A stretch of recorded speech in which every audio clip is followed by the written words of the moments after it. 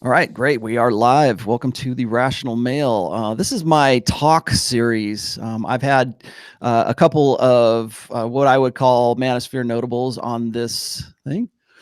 So let me actually mute that. I just didn't take my own advice, did I? Anyway, so yeah.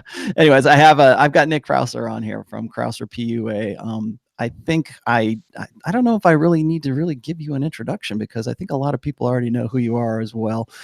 But anyways, Nick is an old school PUA. Day game is your forte. I'd like to just sort of get into a few things here with you about pickup artistry. We're going to just sort of get to know you. Nick is going to be speaking at the Poland 21 convention coming up July 18th through the 21st. And I am pleased to say I'll actually get to meet you in person at that because I'll be there as well.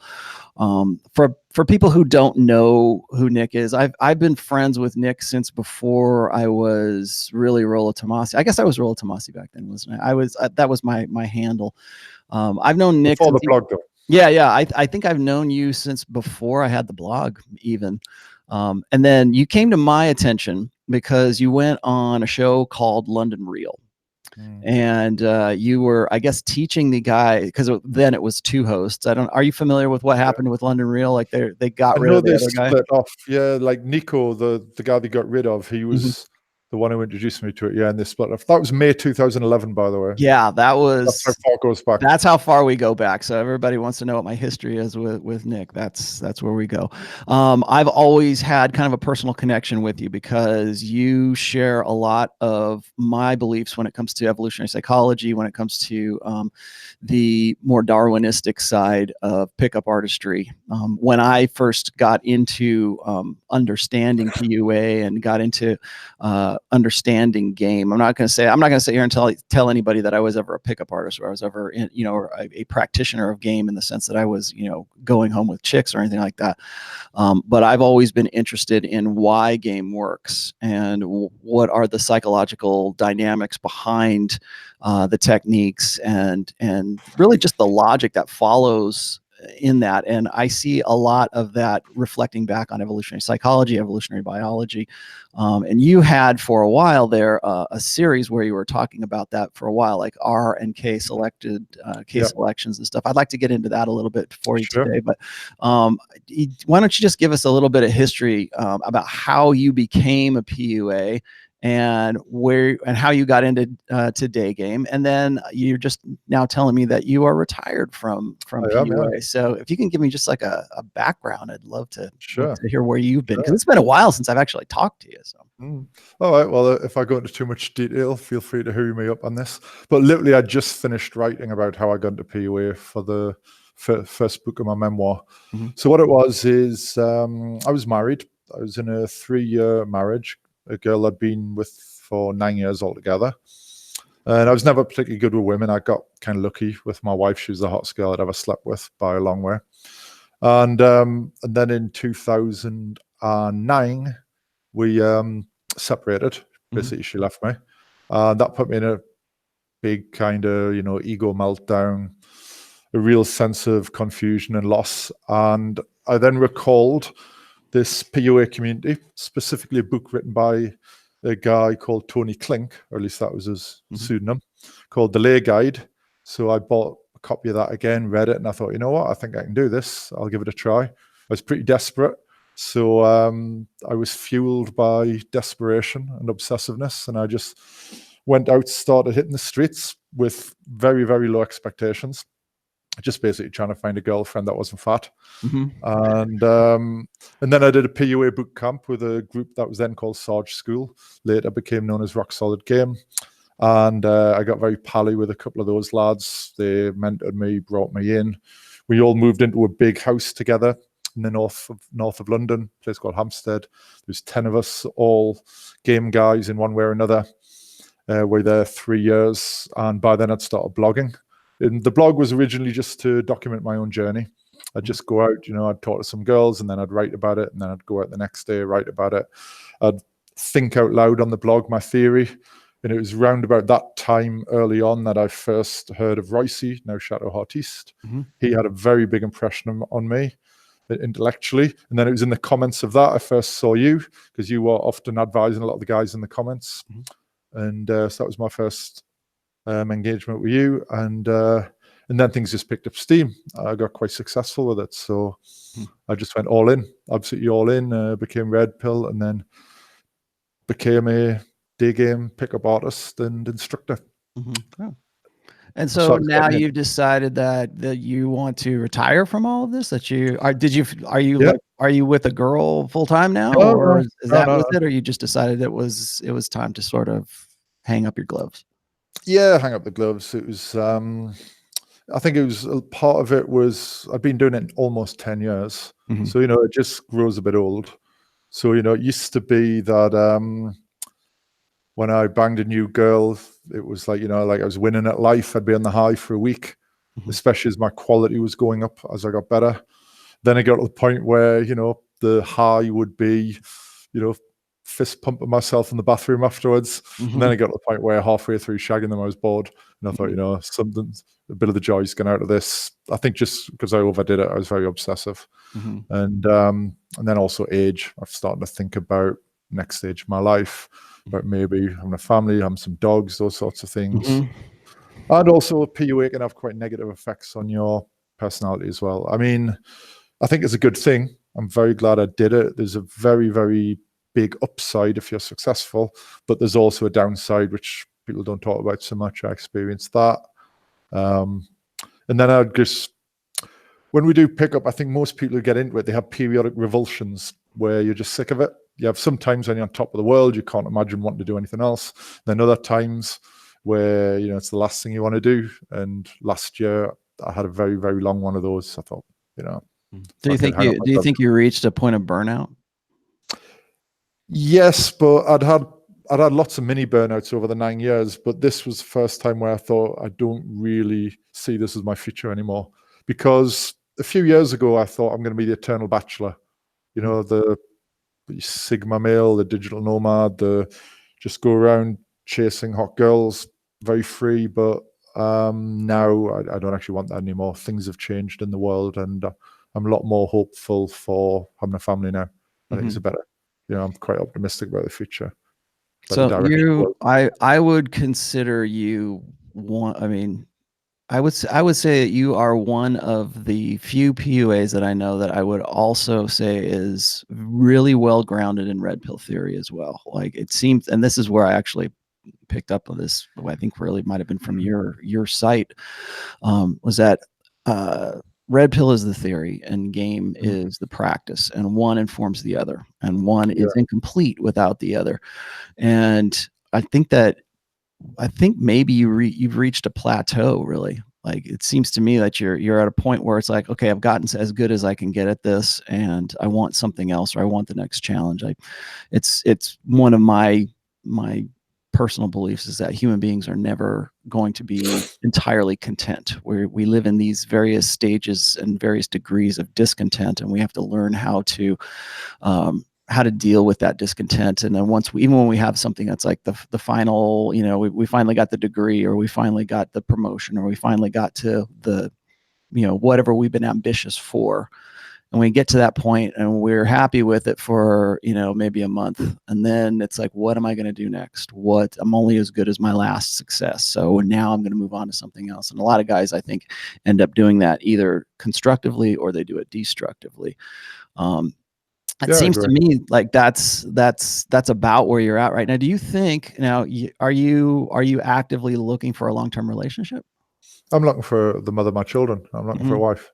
Okay. I mean, I'm not in a rush. I'm not going to dive into it, right? I would have liked to think that 9-10 years chasing women has made me avoid a lot of the red flags you point out, particularly about, the dangers of long-term relationships if you do it badly. But yeah, I'm very self-consciously looking at women with a view towards, will this turn into something serious? Do you think you want to get legally married, or do you just want to have a long-term relationship? So you do. So you actually want to jump into like a legal marriage. She changes her name.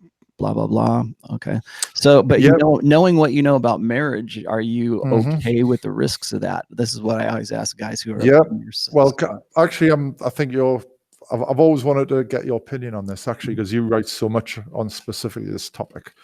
Right. So I think there's two threads here regarding risk. So number one, there is no such thing as a risk-free option. So, there's a risk of going into marriage, but by not going into marriage, you are also taking a risk of not leaving a legacy, not seeing your kids grow up, not putting down roots. And I was married, and for 8 of the 9 years I was with my wife, it was really good. I had a really, really good time, and I was absolutely satisfied with it. So I know what it's like to be in a successful relationship, well, until the final year. And I like it. I got no problem with doing that again if I can keep it there.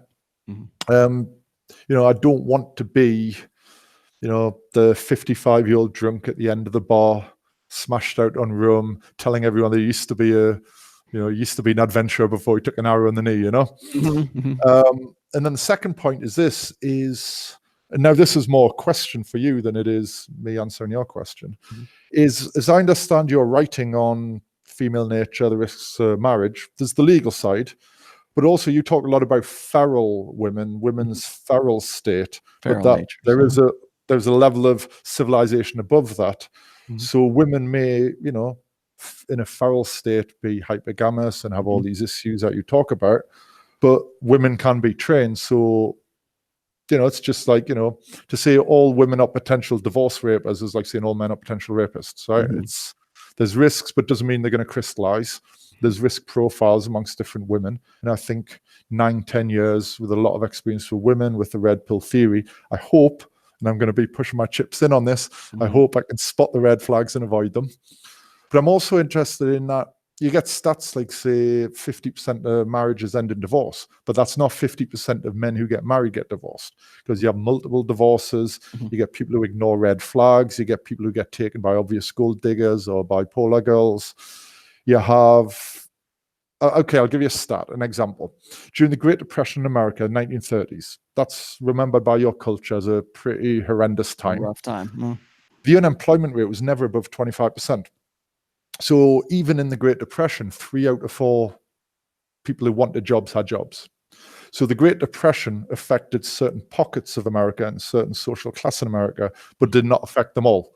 So when I look at the stats on divorce and the problems of marriage, I often think, like, am I in that risk group? I'm thinking a lot of people in that risk group are adversarially selected. And so I think marriage for me is not as risky as it would be for, say your archetypal beta schlub, Yeah, exactly. And you've already been through one marriage as well. So, and if I'm not getting too personal here, what was the reason why you got divorced from the first girl and then decided to pick up Gail? Were you more like blue pill and beta in that relationship, and that sort of sparked you to unplug and then go red pill and go pick up ours? What was it that brought that about the end of that marriage? Kind of. I mean, it's complex. I'd say it was about half my fault, half her fault. So the side that was her fault is she became quite masculinized, moving from Japan to England, getting a high pressure job in a call center. She also had a few daddy issues. Her own parents were divorced and she sided with the mother. That was a red flag I was not aware of at the time. So there was a few problems on her side. And then on my side, I had a lot of what is now getting called gamma male traits, right? There were certain sides of my personality that were quite loathsome. I mean, there's some attractive sides as well. That's why I got such a hot girl. But, like, I need to do a lot of personality work on myself. And it was the ego buffers all came crashing down when I got married. When I got divorced.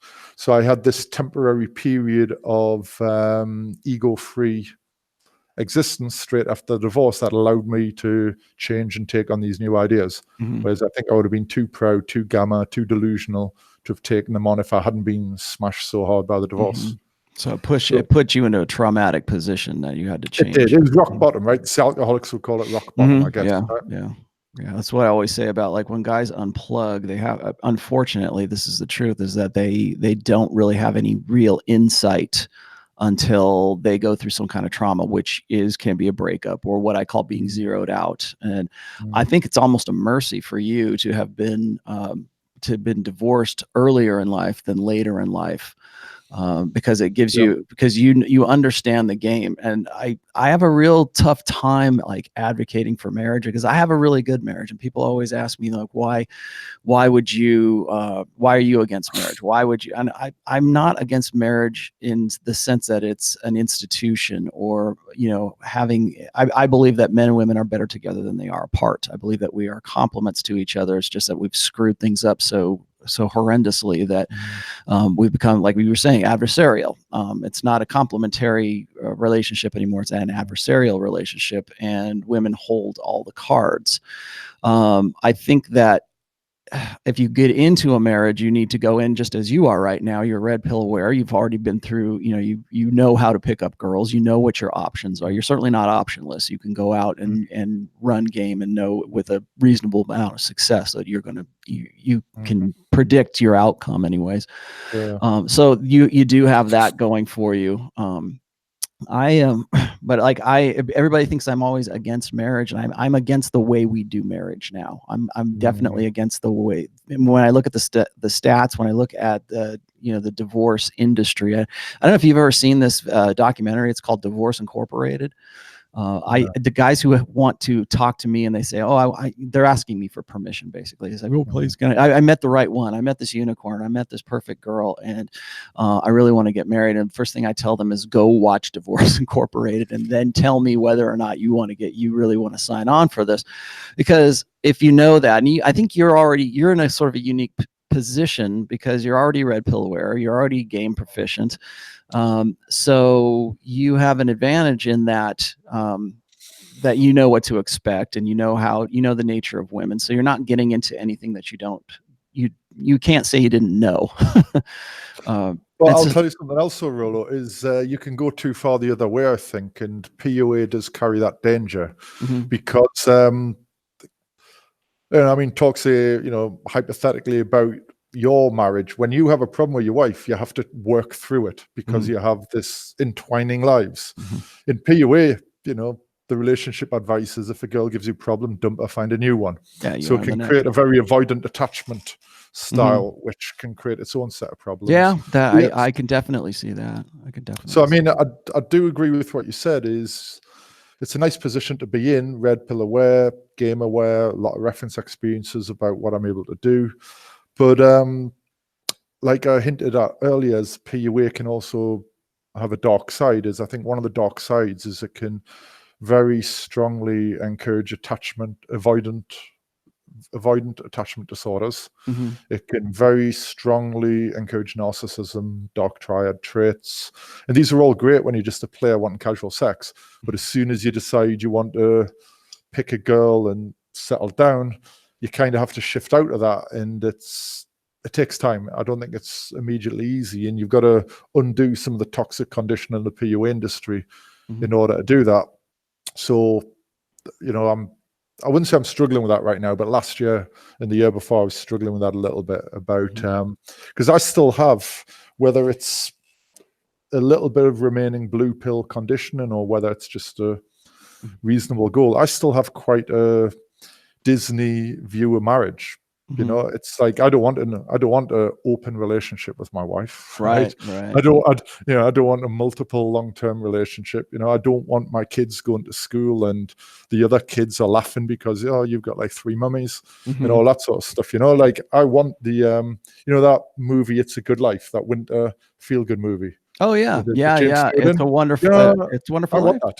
Yeah. I want that. He's quite taken advantage of in that movie, but the picket fence 1950s relationship. See, that looks great. That looks great to me. I think that there is, like, I just got into this conversation with Pat Campbell, the guy I do a radio show with, and we were talking about the changes and the differences that happen like we were talking, like yesterday, we were talking about how to vet a woman for marriage, like how to go about doing it. I think half of the problem most guys have when they want to get into the quote unquote Disney marriage, or they want to get to what's really more of like a conventional, traditional marriage, is what you're talking about, is that they don't have the advantage of understanding the nature of women. They usually are doing that much younger in life, and they're just totally, stoked to even have a girl that's interested in them. So they don't ask those questions, and they don't give themselves even permission to vet for a woman, to have standards that a woman has to meet. Because I think that right now, and maybe you're gosh, you'd be a good guy to ask this, I guess. The way I'm seeing it right now is that most women, because of feminism and because of social media and because we have converted our social order into feminine primary social order, women don't feel as if they need to add any extra value to themselves beyond the sexual. So women constantly complain about men seeing them as sexual objects, or they only want me for sex, right?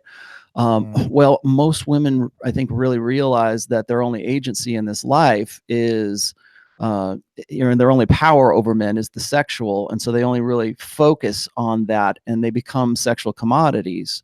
And once they do that, once they've decided that that's the only thing that they're worried about, then they tend not to understand the concept of value added. Like they don't feel like they need to do anything for the express pleasure of a man. They don't want to. In fact, they're taught that is to, it's against the strong, independent woman narrative to actually want to be a wife, to want to be a mother, to want to be subordinate to their husband, in the traditional, in the It's a Wonderful Life scenario. And so I think that one of the most common problems I get from guys who are looking to get into either a long-term relationship, or maybe they've been divorced and they're in their mid, like where you're at right now. You're what, 44 years old, right? 44, yeah. 44 years old. And they want to have a relationship, but they're finding that women have just this prerequisite list of demands with no real value added beyond I'm a good piece of ass. And well, I think that's an American perspective, mine. So I mean, would you say that women are more like maybe where you're at? You're in, where did you say you were? Serbia. I'm in Serbia. You're in Serbia right now. So, yeah, I mean, I would assume that, cultural differences are going to definitely be something to contend with. But would you say that, I mean, maybe even the UK or wherever, would you say that women are more wanting to have that It's a Wonderful Life marriage? Well, I think the UK is messed up, because I think what you're describing is an Anglosphere thing primarily, and I think America's leading the charge there. Now, I don't know what it's like in America other than what my American friends tell me. I haven't spent much time there, but I know in the UK, what you describe isn't so far from the truth. It's probably just not as extreme in the UK, but when you travel in Europe, especially Central and Eastern Europe, it's a different world. I mean, women are still have the same feral drives. This is why I wanted to point out the feral thing earlier. Is I think you're right on that, but the programming is very different. It's women here. Again, I'm speaking generally, right? Generally, obviously, there's individual variation, but they're a lot more likely to spend a lot of time wanting to cook. A lot more likely to have read a lot of interesting books, not just like Twilight, 50 Shades. It's not uncommon in Eastern Europe to meet women who've read Tolstoy, Dostoevsky, Dumas, a lot of classics. It's not uncommon for women to have been taught a lot of what used to be taught in finishing school. So if you look at England 100 years ago, before the demoralization and degeneracy, you had finishing school. Women would go to schools, specific schools as teenagers, to learn how to cook, how to deportment, how to body language, how to make the fine art of dinner table conversation, homemaking, all these sorts of things. They used to be taught that. I mean, now they're not, because apparently that's patriarchy. But there's parts of Europe where that tradition hasn't been under the same sort of attack that it has in America. So there's a lot of women who I meet who I can genuinely admire. as good examples of femininity, where I don't look at them as just being, you know, a body. But one of the problems with the pickup lifestyle, not game, to me, game is the toolbox. PUA is a lifestyle choice. You can have one without the other. The problem with the PUA lifestyle is it encourages the man to treat the women as just sex objects. So I found this particularly about 2 years ago. It was one of the things which made me quit doing game eventually. It used to be that I'd go on dates with girls and try to really understand them, get to know them, go into their hopes, their dreams, their hobbies, all this sort of thing. And I'd have a really good time on the date. And, you know, maybe I sleep with them, maybe I don't, but the date itself was enjoyable. There was the sexual polarity, which was quite invigorating, especially as, you know, the Groucho Marx quote, you're only as old as the woman you feel. So if you're a 40-year-old man dating a 20-year-old woman and she's very feminine, that's a very, very enjoyable thing. But what it got to a couple of years ago is I'd reduced game so much to the fundamentals, and I'd gotten so used to going on all these hundreds and hundreds of dates that my subconscious would just make a calculation of whether or not the girl was going to put out. And if the moment my subconscious decided, you know what, she ain't going to put out, I'd lose all interest in speaking. I'd literally be unable to finish stories. I'd go down to like one-word answers. And what was happening there is I'd accustomed myself to treat women as sex objects through the notch-hungry player lifestyle. So I think that's kind of ironic, you know, getting into game because women have all these problems of just being, you know, like, is that joke, right? What's the useless piece of skin around the vagina? The woman, right? So it's like you get into game because the women of England were getting a bit too much to be like that, and it was really horrible. And then I go through this whole process, and by the end, I'm kind of treating them like that anyway because of the PUA cognitive capture. So I think it's an irony. I like what you said there, as game does not necessarily equal PUA. Like PUA is a lifestyle, whereas game is the practice, it's the technique, it's the it's what you're doing as opposed to like how you're living it. That's good. I was going to ask you. Donald Trump's a great example, right? He's got tons of games, but he's married, right? Right. I was going to ask you since you have been part of the PUA community for a very long time, at least as long as I've known you. And, just today, talking with you off the air here, to know that you are now retiring from that, this would be a great moment to ask you what you think has happened to the PUA community. Because I get this a lot from critics. I don't think they really understand that game does not necessarily translate to PUA. PUA being the lifestyle, game being the actual mechanics of it, the toolbox of it. I liked what you said there. But I think a lot of critics today, particularly traditional conservative critics today, when they talk about PUA, anything that conflicts with their ideology or their pigeonholing of how intersexual dynamics should work, is automatically PUA. Or I'll hear this from MGTOWs, like any guy that is saying, like, right now, for me to go and teach guys, red pill theory is okay, but like if I'm teaching guys game to say, hey, try this, or if your goal is to get laid, your goal is to get a girlfriend, your goal is to get married, whatever. MGTOWs and MRAs will say that you're just a PUA because the women are your focus and you're not your focus. The women are your focus. But I think, and I want to get your opinion on this, is I think a lot of critics today believe that they'll throw the word PUA at anything that conflicts or goes against what their understanding is. And then I think a lot, particularly the TradCon set, looks at PUA in a very old, antiquated light.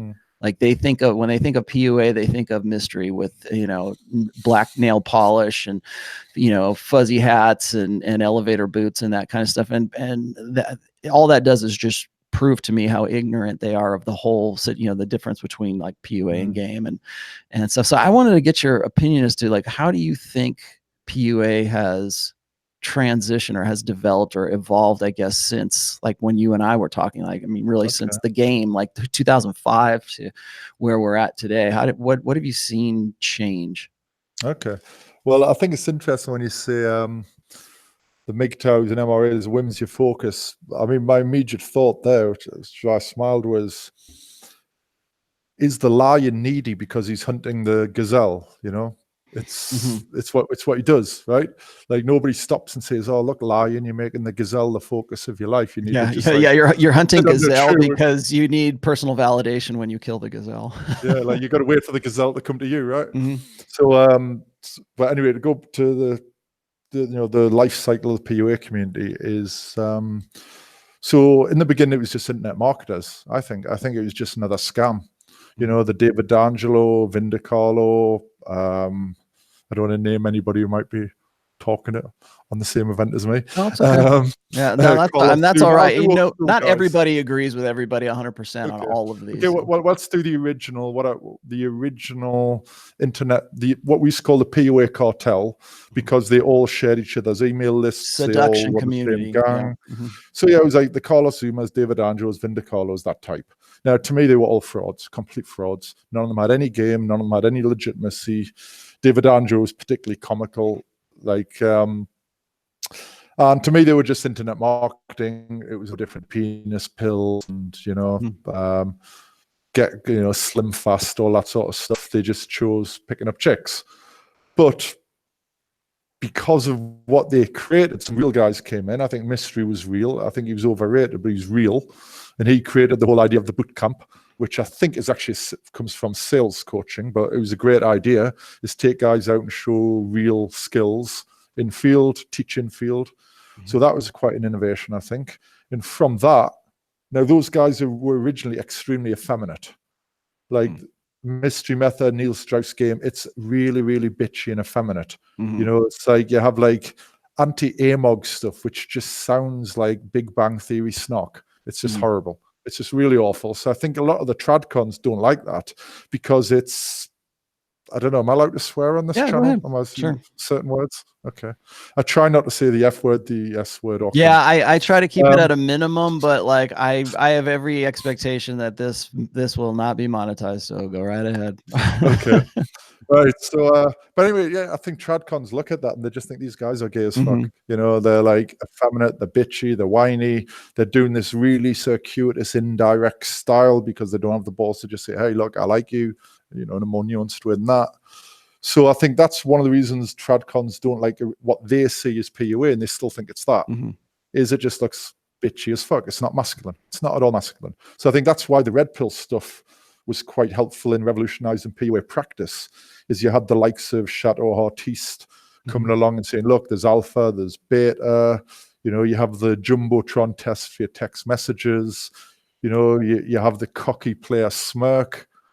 You know, you're not trying to manipulate the social dynamics like Littlefinger from Game of Thrones, you know, like you're actually just going in there and smashing it. So I think that was a big thing. And that was also the same time, for example, you were talking a lot about what I might call the sociology of game, what became Red Pill, you know, the social context within which game is done, and understand of larger social groups. It's very sociological side. So I think game became more sociological and it became more masculine. And I think the tradcons and so on haven't had the memo. They still think it's David Angelo Mystery. And then I think you had the real social dynamics led revulsion against routines, against technique. You had the whole natural thing, the whole just read more tall, which was, I think, Tyler Durden's Blueprint Decoded was the apogee of that particular form. That's when RSD was actually worth something. When they were actually good, yeah. Before they became a total cult. Yeah. And but yeah, they've long since disappeared up there on arseholes. And then after that, you might have what you might call the day game revolution. So that was around 2010, 2011, about 2 years after the Blueprint. So then you had, that's what I was part of, the London day game style, where it was integrating Red Pill with a very, very structured model, which was based on putting all of the lessons of game and Red Pill into, 5-minute, 10-minute structure to deliver maximum value and social acuity to the woman. And since then, I'm just wondering, because there's the real game community of guys who know what they're doing, who are actually picking up women. And then there's the like bullshit PUA community of, you know, just scumbags selling ebooks and pyramid schemes and shit. So, you know, Tinder game, Instagram game, it's just every month there's a new game, right? To try and take money out of people's pockets. But I don't know what the real game community are up to now, because about 4 years ago I just stopped listening to it. You know, I stopped paying any attention to them. I figured my next learning would come from my own direct experience, from my own circle of talented day gamers. Because I was traveling around Europe, where there was probably a group of maybe 30 people who I would see over the course of a year, you know, 4 in this city, 5 in this city, 2 in this city. And it was from those guys we were all out practicing things, and it was very insular, it was very inward looking day game development for the technique. So it meant we just weren't really looking at what other people were saying. So I've kind of lost track of from about 2014, I would say I've pretty much lost track of where the game community is up to now. I don't know what the flavor of the month is now. I think you and I've quoted you on this when you actually had a Twitter account before you banned. I don't know how many you've had banned, but you mentioned something one time, and I used this in a post of mine. You said that the PUA, the game community, has done more for understanding like social dynamics or social psychology of intersexual dynamics than in just 15 years than psychology has done in 100 years. And I thought that was really kind of profound, because the thing is where I think we're at a stage right now, culturally, whether that's, Western culture or whatever, now that we have the internet, now that we have the ability to just, all get together and compare notes. I think the PUA community I think it deserves a whole lot more credit than a lot of people want to give it. Like you were saying, like in that quote, you're saying, within 15 years of game, we've learned more about intersexual dynamics than, 100 years in social psychology, because men are out there doing the experiments that would otherwise seem unethical. Skin in the game. To have actual skin in the game, to actually want to see the results. And then if they don't work, you take it back in the lab, you rejigger the theory, and then you go out and you try it again. And it's like, it's trial and error is really all it is. But I've actually written a couple of posts. One was called Game Works, and the other one was The Evolution of Game. And I know this because I came up through that as well, when it was about 2000, 2001, and I became aware of alt-fast seduction and mystery method and what would become RSD. And then I was on So Suave. That was a time where it was all about seduction. There was no real, I wouldn't say Red Pill was as coherent a thing as it is now. It's, as far as intersexual dynamics is concerned. That's another thing I wanted to talk to you about. But I think that a lot of people want to just simply dismiss PUA, but we wouldn't have things like MRAs. We wouldn't have things like Red Pill. We wouldn't have things like even MGTOW. You wouldn't have the same kind of understanding if it weren't for those guys who were PUAs back in the early day, and going out there and doing, beating the streets, going and doing day game, doing club game, doing whatever game, and then coming back and comparing notes. And so we want to shit all over these guys who wear the top hats, and they're all they are is about getting to the next lay.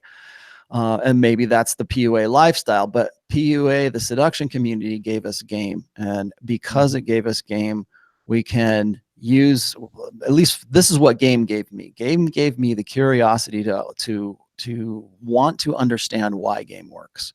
And in doing that and picking that apart, and in looking under the hood and figuring out how the TV is built instead of just turning it on, that led to a lot of things like Red Pill awareness that are not just grounded in how do I get laid next, but it's also grounded in how we're structuring our society as a feminine primary society, or how we are, why we vote certain ways, or why we are attracted to certain people, or what, all of this stuff that comes out of just this simple act of guys just simply wanting to get laid.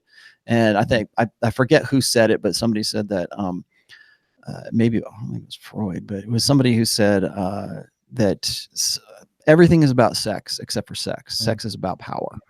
And by uncovering the mechanics of how those things work, that intersexual dynamics work, that it leads to so many other things. Like, I think right now, I wanted to get your opinion on this as well, is I think that the red pill as a term was just like sort of this catch-all phrase. I don't know if you've ever seen anything from like Cassie J's The Red Pill, or any of the MRAs. I've seen the documentary. Yeah. I watched that documentary. The MRAs want to claim the red pill as their brand. Alt-right wants to claim the red pill as their brand.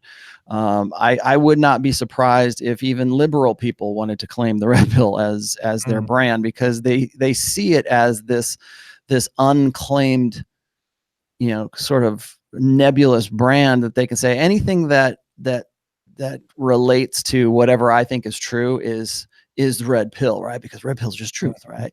And I've always held the belief that if you're going to be a red pill, you need to understand where that terminology came from. The terminology came from the seduction community. It came from the guys in game.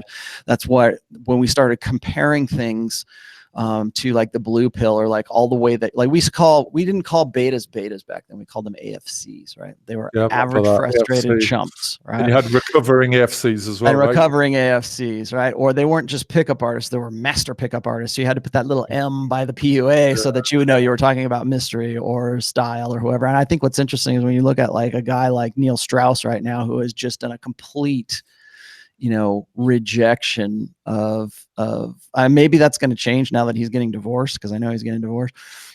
But he went really touchy-feely, religious or spiritual but not religious kind of guy. And he's a real, what I call a tea leaf reader right now. But which is kind of frustrating, because I know that the guy had all of this great information that was in his hand, courtesy of his experience with mystery. But he's done a lot of mental and philosophical gymnastics to sort of distance himself from the way that he used to be. And I'm wondering if that's going to change now that he's unmarried.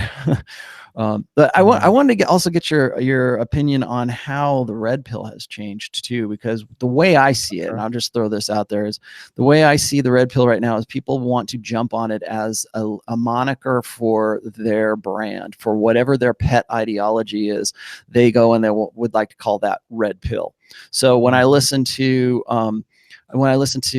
like conservative or conservative guys, and they say, I got red pilled, or he's getting some real red pills right now. We've turned red pill into a verb.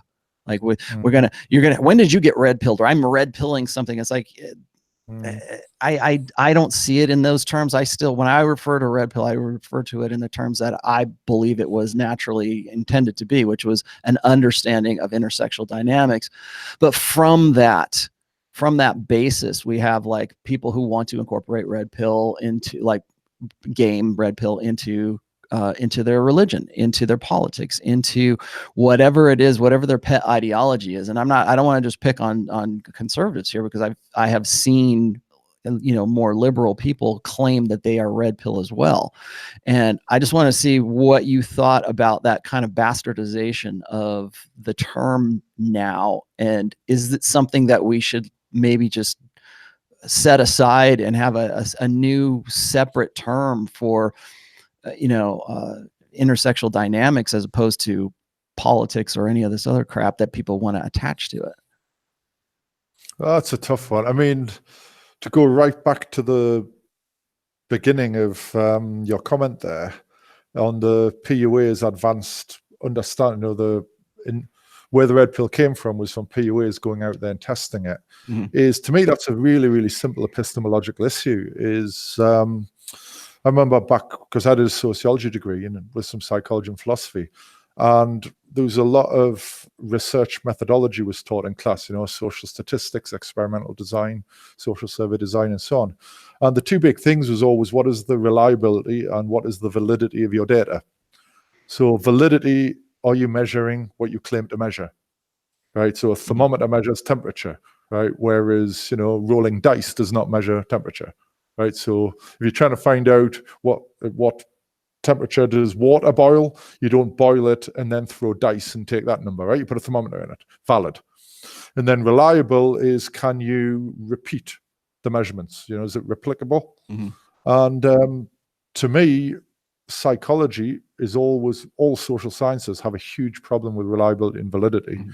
And if you do a psychological study, MIT study on intersexual dynamics, what really happens is a bunch of grad students sitting in a seminar room are being handed a questionnaire to fill in. Do you fancy this guy? What would you do if this guy said this thing? Right? To me, that data is completely invalid. It's like, you got to go out. You got to go out and do it. You got to get skin in the game. You got to put a girl in a position where, she's under threat of getting fucked. And then you find out what she's really attracted to. Then you find out what comes. The reason why PUA in such a short time was able to completely revolutionize intersexual dynamics was because the data they were collecting was reliable and valid, right? So it's just much, much better quality data. You had this internet community who was able to, I think of it like the way Brazilian Jiu-Jitsu was developed. You had all the Gracie family constantly fighting each other for 25 years, figuring out what worked. And we had the internet version of that. So I think that explains why the quality of our information is so much better than, some guy sitting in a library making shit up, or some guys in a seminar room giving a questionnaire.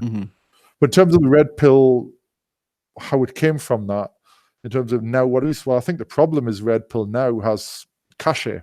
It's not underground anymore. So, but it still has that underground edginess to it. So, if you call something red pill, you're edgy now. Right, it's like it's the secret system, and you're giving it to people straight. So I think people want to use it for the cachet, and then also I think because there's increasingly money to be had out of the red pill, it's just attracting a ton of grifters and a ton of people who are fighting over the term. They want to capture the flag for themselves to draw people to their banner. It's like say politicians will often they figure out which way the mob is headed and then jump in front of it and call themselves leaders. So I think a lot of people are doing that to the red pill because, I'll tell readers, right? Any reader who wants to become a red pill authority, this is the plan, right? This is all you have to do. Start a Twitter account, retweet a bunch of guys who already have an audience, say a couple of really obvious platitudes like, a true player is always taking it to the next level, or yes. play the game, but make sure the game doesn't play you, or whatever, right? Aphorisms, yes. Yeah, exactly. So do that for a while. You'll start to pick up a lot of credulous followers. Then get yourself commenting, starting trouble on someone's blog until you direct people. And by the time you got 5,000 followers, you're an authority now. You never had to actually generate an idea. You generated original idea, right? You have several books full of them, right? Like you generated ideas. But I went out and I did a ton of day game and I proved my bona fides on video, right, and in practice in the street, right? A lot of what you might call the OGs of the red pill world did something like that. They either proved their bona fides or they were an original source of ideas and theory. But nowadays, all you have to do is set up a Twitter account, YouTube account, just repeat red pill truths. And a lot of the people coming into it, they think because maybe that's the first place they heard them, that therefore the person saying it originated them, right? Which is just not the case.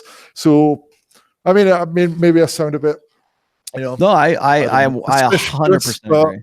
I say this everywhere. So to me, the red pill's so easy to have grifters come in the red pill, plagiarize other people's material, repeat their statements, play this little social climbing game, and there's no border control. So, within my little day game world, I sometimes play PUA police, right? Where I call people out in my blog and say, look, this guy has no game. This guy's a fraud. This guy's claiming results that can't happen. And I draw a lot of heat for that. Yes. I know. But I there's see people that. come after me. Mhm. There's people set up blogs trying to dox me, call me worse and shit. I draw heat for that. But to me, within my little world of day game, as one of the better known names within the day game community, I have a certain responsibility to help police the community, to stop grifters coming in and taking advantage of, men who are vulnerable. When I got into day game, I was vulnerable. People could have taken advantage of me. I was lucky I met the right people. There's a lot of people, if doing 1,000 sets, day game or night game, bar game, whatever, it's really stressful. You'll have all kinds of emotional problems while you do it, all kinds of meltdowns. And, the idea is if you do it right, you get better, you rebuild. But if you're doing it wrong because your coach is a charlatan, you're going to go through all that pain and, you might actually get worse, not better. Yeah, that's one of my primary concerns is I see exactly, I'm sorry to cut you out, but I see exactly what you're talking about, particularly with the in respect to the grifter stuff. I've always felt that the red pill and what I write and what I think other people, who have added to what I've written, I see the red pill as open source. I think that it should be available to anybody to, read the Rational Male. Like I'm selling books, but most of the stuff that's in my books, you can find on my blog for free. And the books aren't even expensive either. Yeah, they're not. Yeah, and I've deliberately kept them as low price as I possibly can. Or I sell them for as low a price as Amazon will allow me to sell them as. And then of course I make up for that in volume because everybody considers the Rational Male the Bible of the red pill. So. Cool, good with that. But I'm of the opinion that it needs to be open source. But the thing is like when it is open source like that, you get people who will come in and they want to lay claim to it. They don't, they have access to all that open source information, but it's like somebody coming in and taking that open source code and then going and using that code to monetize and keep it for themselves and then claim that they are the ones that came up with the original code anyways. And by the way, it's copyrighted and trademarked, and this is, and I'm the originator of it. That's where I kind of have to draw the line, because when I will say this, I have seen so many people, if not outright lift my work, they use the jargon, they use the lingo, they use the the terminologies that I've put out there, and I'm totally cool with that. I don't have a problem with people doing that. It's when they claim it as their own, when they want to say that, oh, I came up with this, or like I have chased down so many guys who, and it's not like I'm trying to get them to like give me some sort of credit. I'm just saying, like, don't sell this as if it is you that came up with this. It's like stolen valor, right? It's like stolen valor is a really good example of that. And then and as far as what you're saying about grifters, one thing that I have been most recently kind of sensitive to is being very careful of who I take into my confidence right now, because there's a lot of guys who want, and this is, I shouldn't even just point this out and say this is a red pill thing. This is just sort of, this can be for anything, but a guy will come in and tell you what you want to hear and say, yeah, I'm red pill, or yeah, I 100% believe in what you're talking about. You and I, we're simpatico. We have, we share a lot of ideas. And then over a course of time, you get into it, and then they start throwing out ideas that are counter to what it is that what you've developed or what you have come to recognize as like red pill truths, or things about intersexual dynamics, just like you, when you're calling out guys on your blog who are making claims that either can't be true, or they're trying to say that they are the originators of.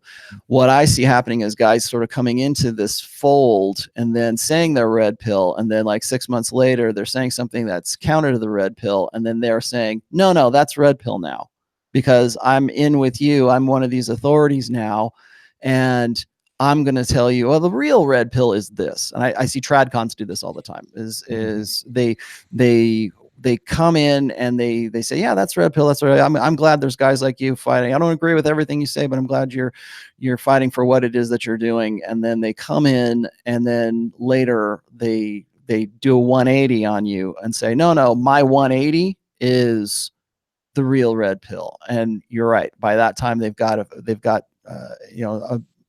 well, if not a sizable amount, they've got more followers than they had before. And I worry about guys just like you are about getting bad information. When I have guys that I call these guys purple pill, of course. You know, they're these guys who were red pill, or they have accepted just enough of the red pill that they can use it, or that it's practical to them, but they reject all the parts of the red pill that are unflattering to the feminine, or unflattering, or disagree with their still very blue pill investments, and then use that as a basis to sell a program, to sell advice, to say, hey, I'm a life coach, I'm a counselor, whatever. And I worry that it drags in guys who are hurting, like in that, remember we were talking about the traumatic experiences that these guys have to have. They're in that point of trauma, and they listen to one of these guys and they say, hey, it's okay. You don't have to listen to all that red pill stuff. You can still believe in your Disney Pollyanna blue pill conditioning. But, you know, here's a few things that maybe you didn't think about, but this is the real red pill, and it's the new red pill, and it's the new thing that I'm pushing right now. But, you know, you can still have your blue pill security blanket and still call yourself red pill, or you can still believe in a soulmate and one-itis and still think that you're red pill. And so all these things that for the last almost 20 years, I've written extensively about why those things are dangerous, or why those things, those belief sets predispose you to maybe suicide, to being zeroed out and then thinking you have nothing left to live for, so you'll kill yourself. As most people know, I got into writing what I do because my brother-in-law did exactly that. And I don't want to see, I don't want to see men put a noose around their necks. I don't want to see that because of a chick, because that's what they believe, because they believed that the girl or the woman or wife, whatever, that is leaving them, that is divorcing them, was their one, their only. Like when I learned about the concept of one-itis, like what it was called one-itis, I made that connection instantly about the soulmate myth and one-itis. And I've literally heard purple pill life coaches saying, yeah, if you have the right Myers-Briggs you know, personality traits in alignment with hers, then that's your soulmate. She's your soulmate. You'll live happily ever after as long as you have these, you know, this compatibility with her, and then that's your soulmate. Well, even if that were true, which it's not, but even if that were true, when that woman rejects you, it's that much more. If you literally say, I can't live without her, that most guys literally can't do that. They can't live without her. When I talk about guys who go and like whenever I see a story, the next story about a suicide or a murder suicide, or a guy who kills his wife, their kids, and then shoots himself, I would say 9 times out of 10, I can predict that it is a guy who got zeroed out because he still had those blue pill beliefs that predisposed him to those thoughts, that predisposed him to those actions. So you tell a guy since he's 5 years old that there's this, you know, there's only one girl for you. And when he believes that, and she leaves him, or that's taken away from him, then that's when the guy gets suicidal, because he has nothing else left to live for, because he's been conditioned for so long to believe that. Well, if you've torn yourself away from that, if you have unplugged from the matrix, if you have rejected those blue pill beliefs, and you've rejected that and killed off the beta and killed off your old, you know, blue pill life, and then somebody else comes along and says, no, that's okay. You can still have all of those great ideals that you had before that are actually dangerous to you, to come back in and tell you that you can go ahead and go back and pick those things up. All I'm saying is that guy right there is leading guys down a very dangerous path that I feel the need to call out. And I think you do too. I think you do that on your...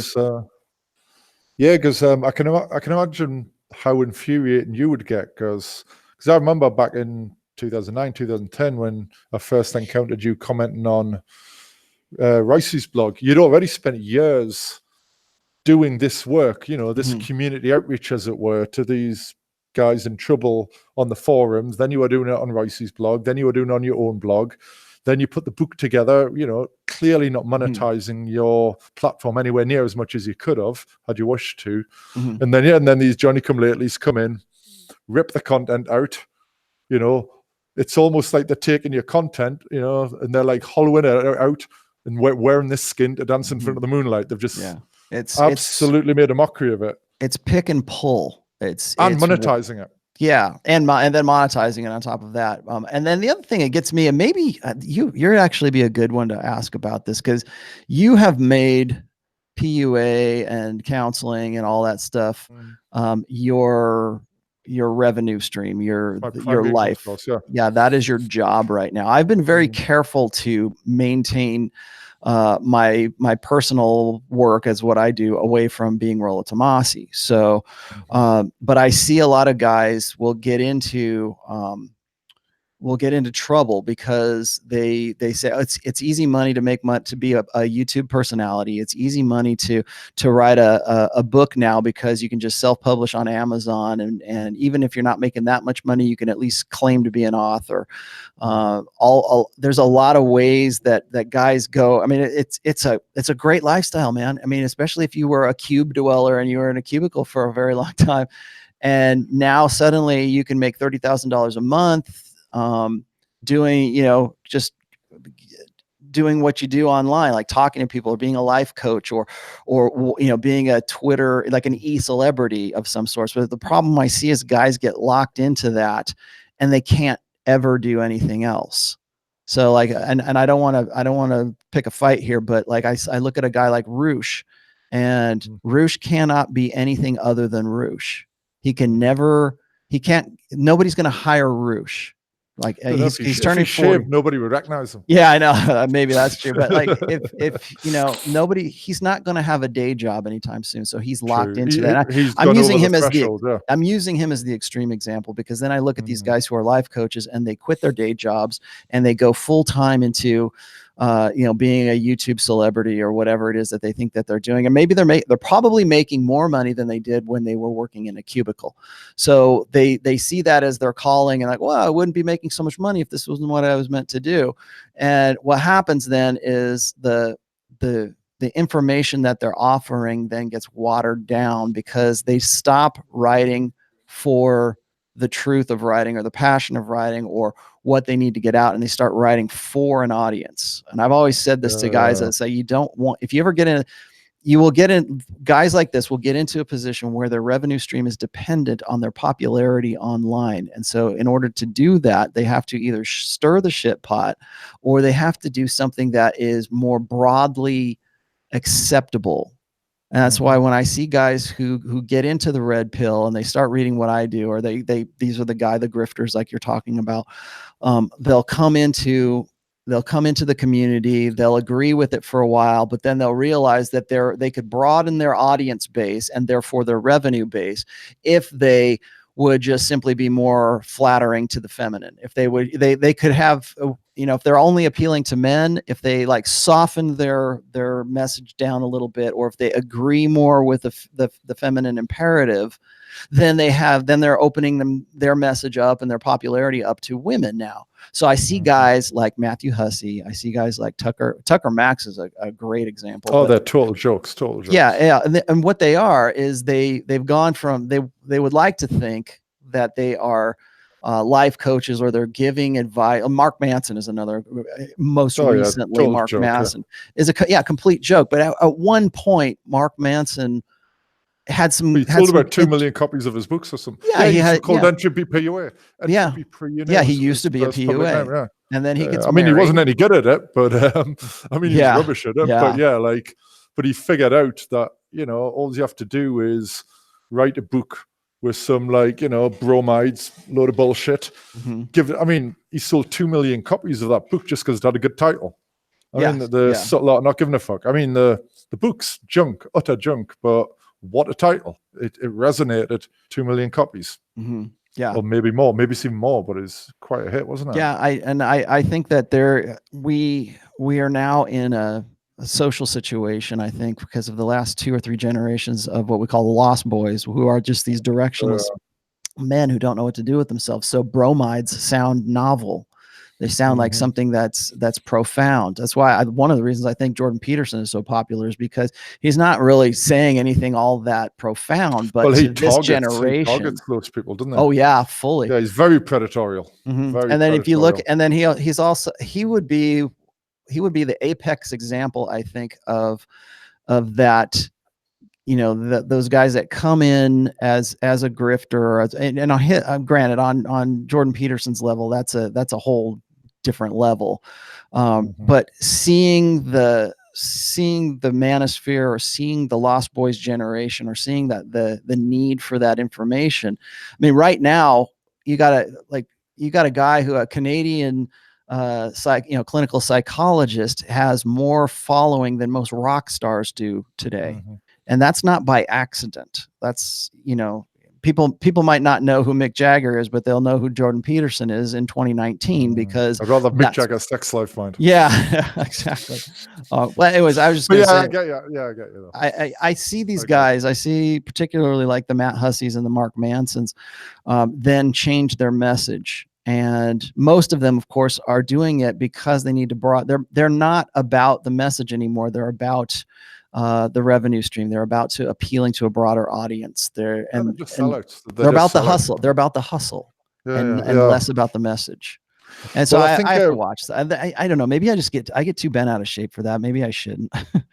Look, I think you should, because these guys are frauds. You know, they're selling skills they don't have, right? They're marketing skills they don't have. They're saying stuff they know isn't true.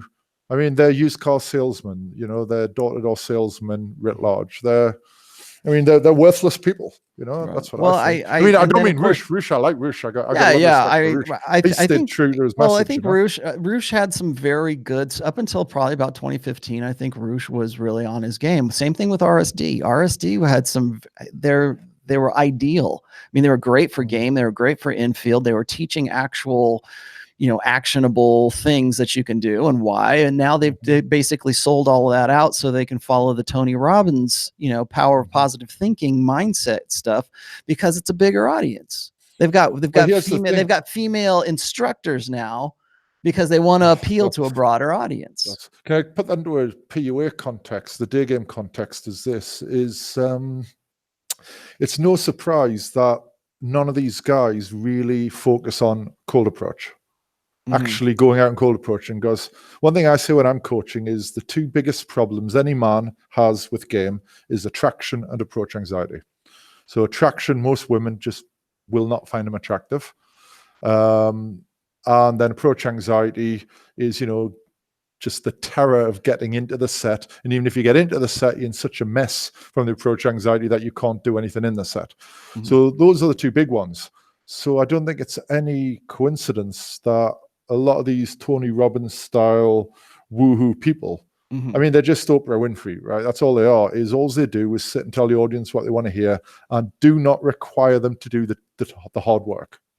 It's the same reason why strip mall taekwondo will, even now after the UFC, will have more people in it than a Brazilian jiu-jitsu gym, right? Because in the jiu-jitsu gym, you have to roll, you get torn apart. Boxing gym, you get punched in the face, right? So in martial arts, the successful martial arts for revenue are the ones where you don't have to spar. You don't have to get hit. Right. And in PUA, it's the ones where you don't have to cold approach, right? So that's why you get all the Tinder game, the Instagram game, the stealth attraction, where you just stand in a bar looking like James Bond and you get the girls.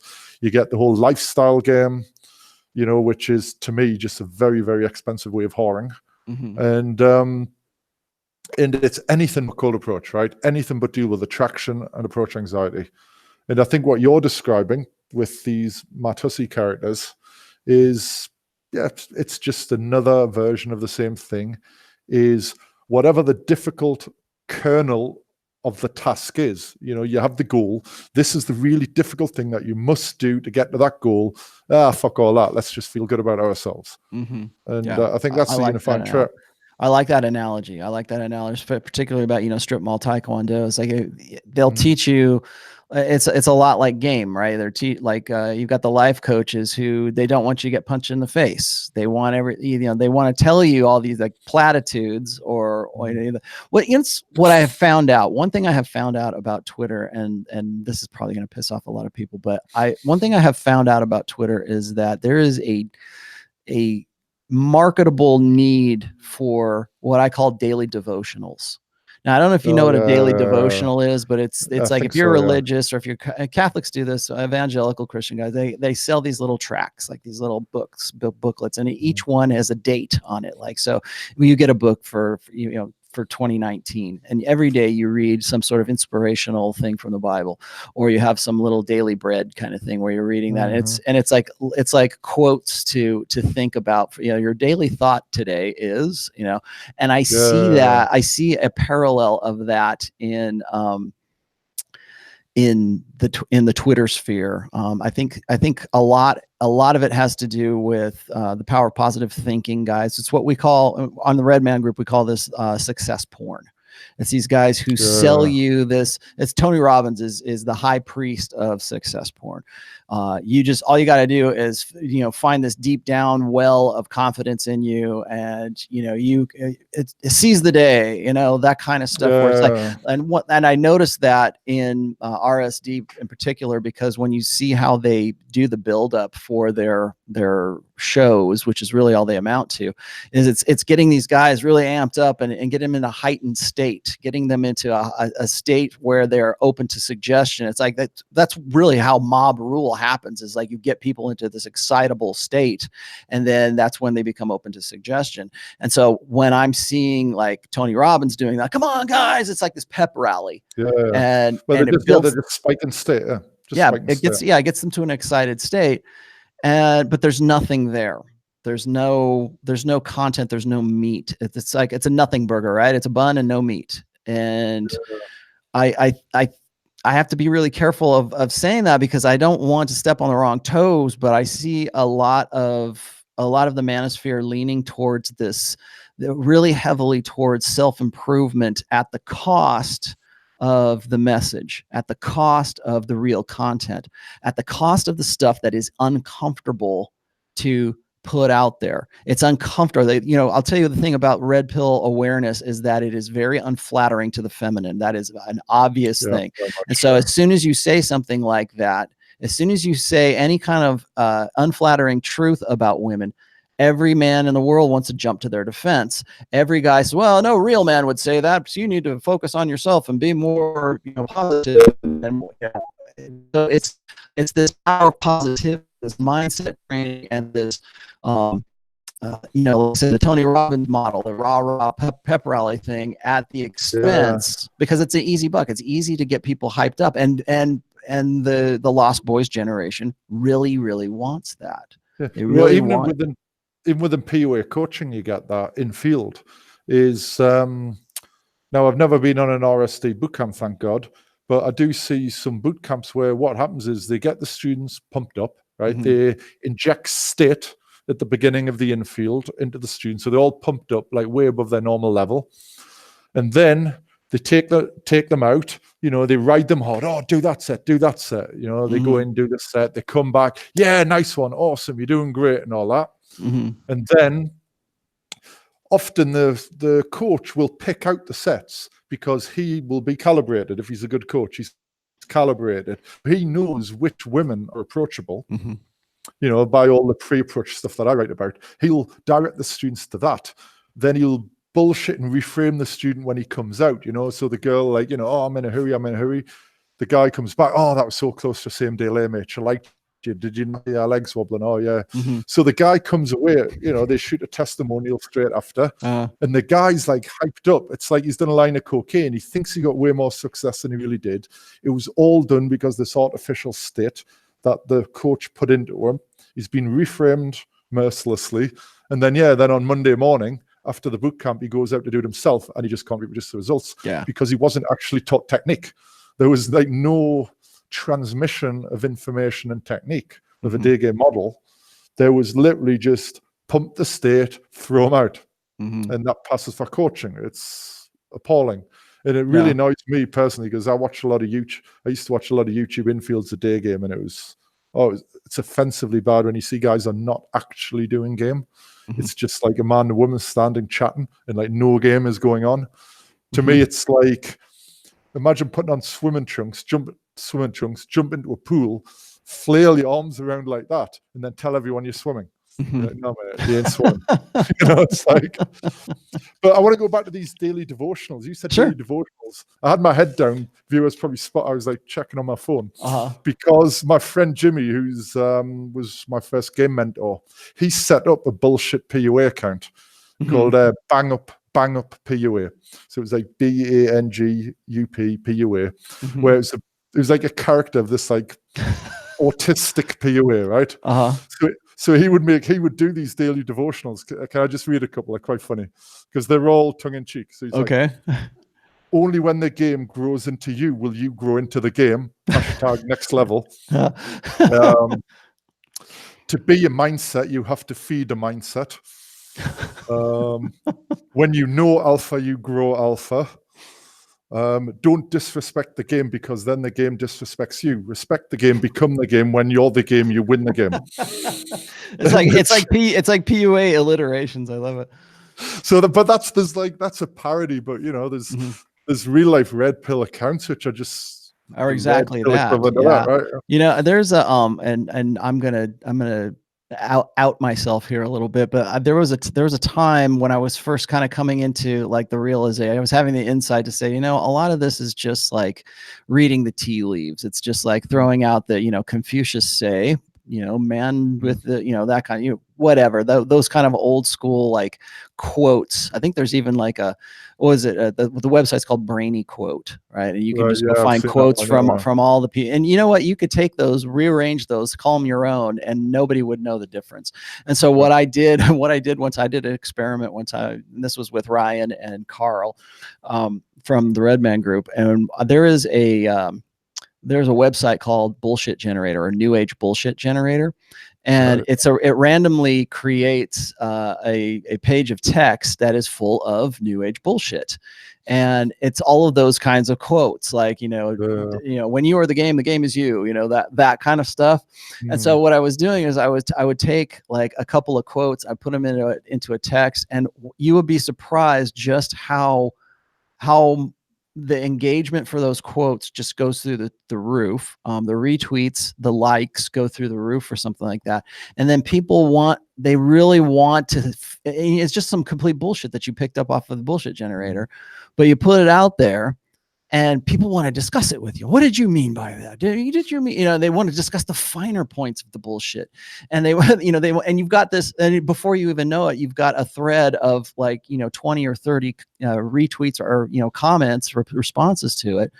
And I hate to say it, but it's tragic, really, because that to me shows me the hunger that is there for real direction, for that real, you know, to really have some sort of actionable information. That's what I've always strived to do. And I think you've probably always done this as well, because I still have a lot of respect for everything that you've done. I know you're retiring from the biz, but especially when you were talking about when you and I would get into like evolutionary theory, or we would talk about R selection and K selection, and how that works, or we get into the Darwinistic side.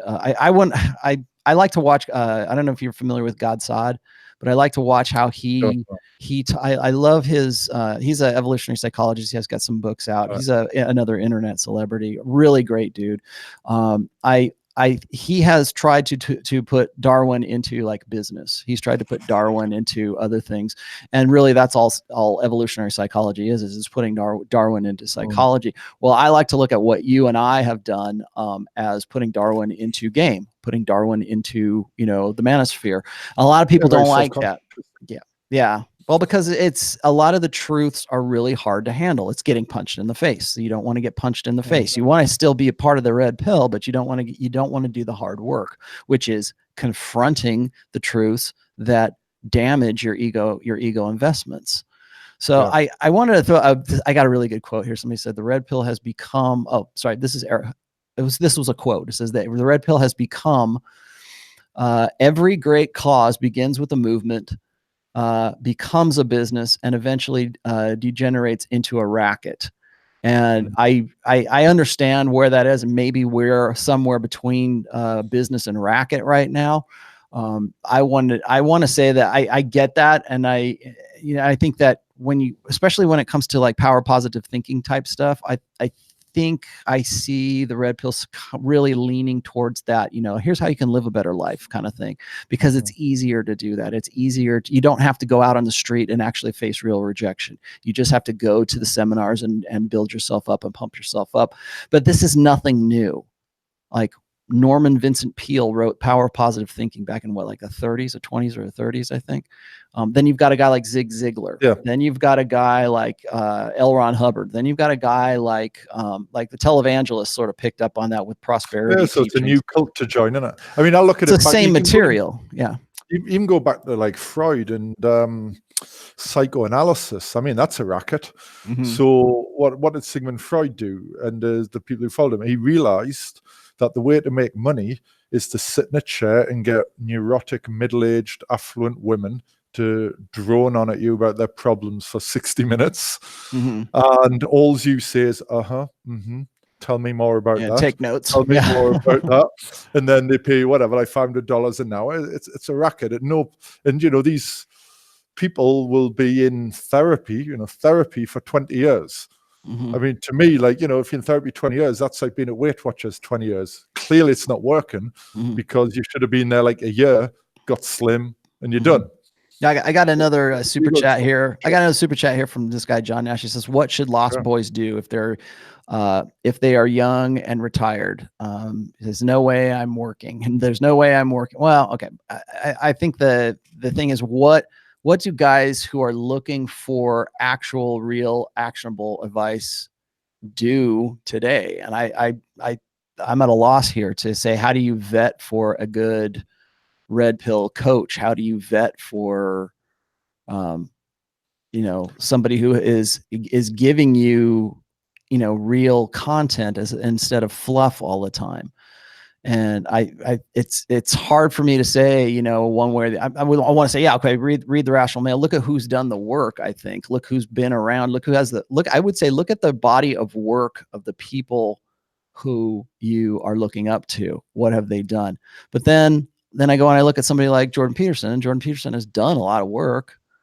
He's been a clinical psychologist for a very long time, but I think honestly, he saw the Lost Boys as a niche to get into, as a niche market, and he's been he's been exceedingly successful at it. So I don't know. I think there's got to be a better way, I think, but I don't know what that is at this point. That would be a good blog post if you can ever figure it out, because one of the heuristics I use is if you're going to take advice, look at a man who has what you want and then ask him how he got it. Right, you don't take investment advice from a homeless man. You don't take, you don't take marriage advice. It's like women take marriage advice from, like Carrie Bradshaw characters, right? From people who don't have a successful marriage, right? So, you certainly don't. For example, inner game advice, right? I think people have been taught to ignore their gut feel. Do you know that there's that Gavin de Becker book, The Gift of Fear? Where he talks about how we've been trained out of listening to our fear instinct. Our fear instinct tells us where there's trouble, because it's very easy logically to make missteps, and you make one misstep in logic and you end up in completely wrong direction, whereas your instinct, millions of years honed to get you to the right answer. So the big message of his book's follow your instinct. And I think the same thing on red pill coaching, but is the guy talking, does he look happy? Does he look at peace? That's one thing for inner game.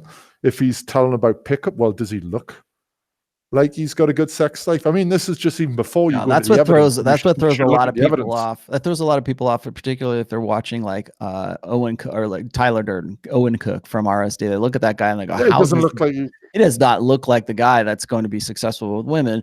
But I think there's also that's kind of like hopeful ignorance for guys. Like, well, if a guy like that can get laid, I can get laid, And there's that hopefulness. There's a faulty premise there. There's a faulty premise in that little syllogism, right? It's like, yeah, well, there's a lot of coaches do that. They present the idea. I'm a bit of a freak.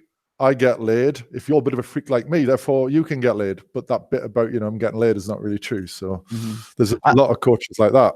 I like what you said about instinct, because I've been pretty big on that for over the last year. I've written a series of posts about instinct, emotion, and reason, and these are the ways that we process information as human beings.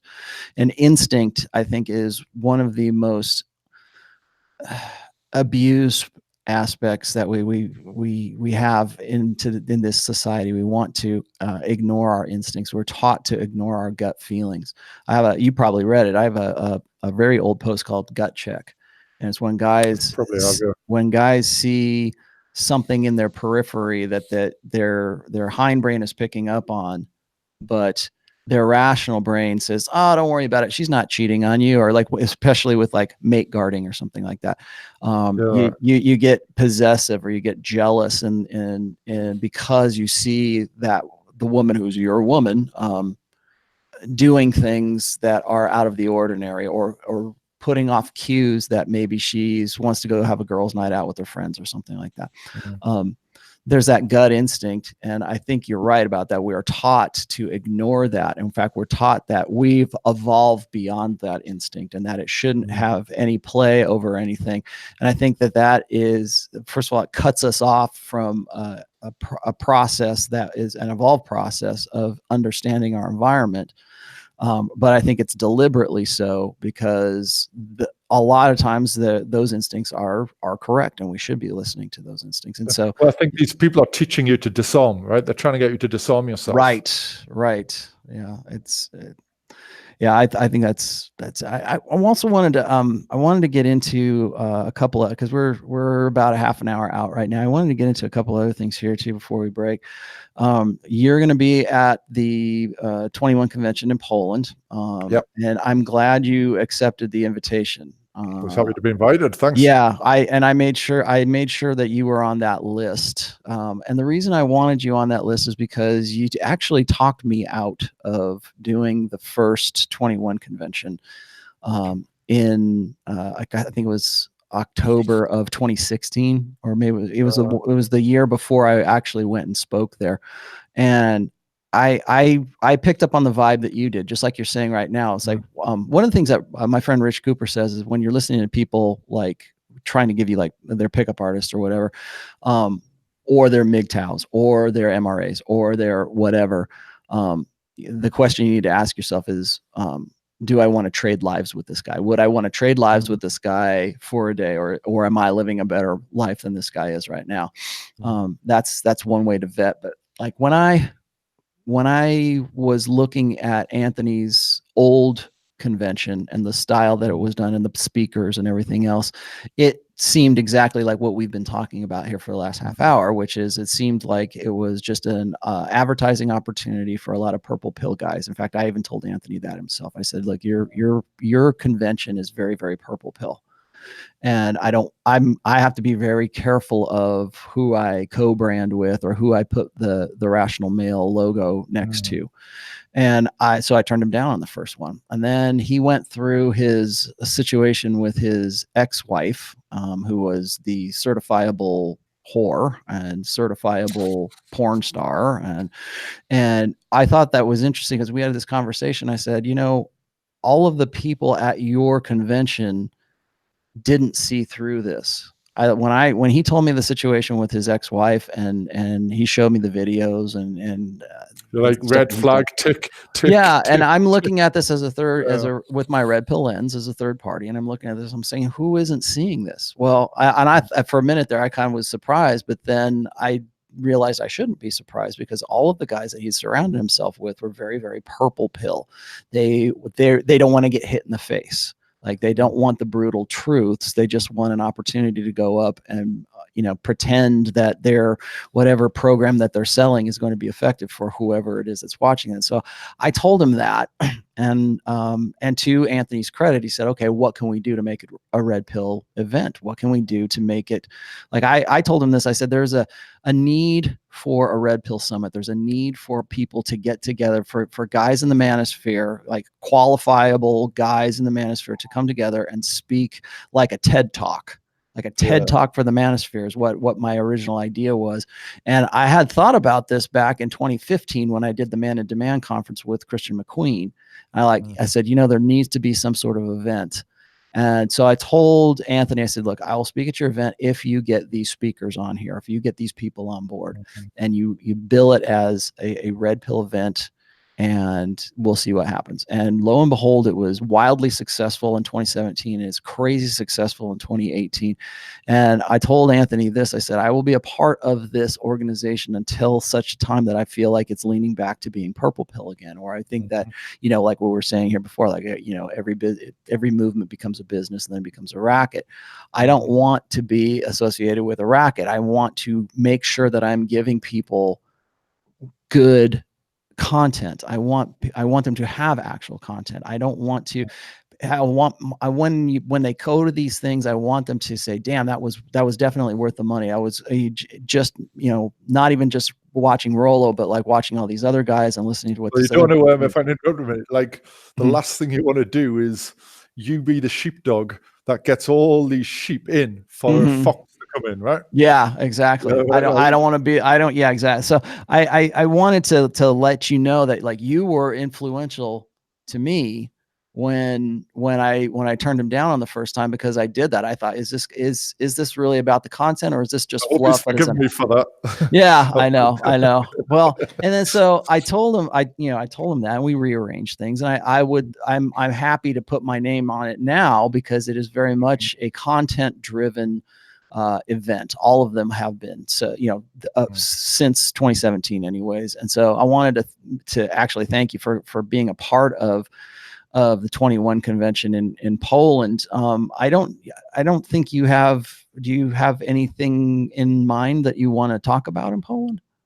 Oh, I could talk forever. I could talk everyone's ears off. So I'll just talk with you and Anthony about what you want me to do. So, you know, I was thinking maybe a lot of the guys in there, they might be new to day games. So maybe it's some sort of outline of day game, or maybe they want something a bit more intellectualized and society red pill. I'll just see what Anthony and yourself think is going to fit the theme. But I can talk everyone's ears off for hours. That's not a problem. Yeah.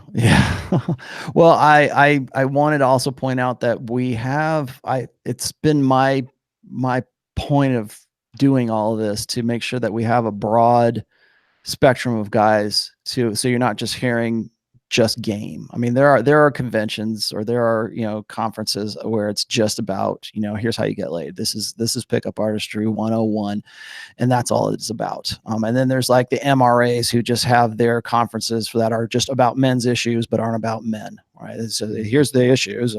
Okay, fine. But what my vision for the 21 convention has always been is to give men broad, you know, a broad spectrum of information that is applicable to their lives, that is red pill.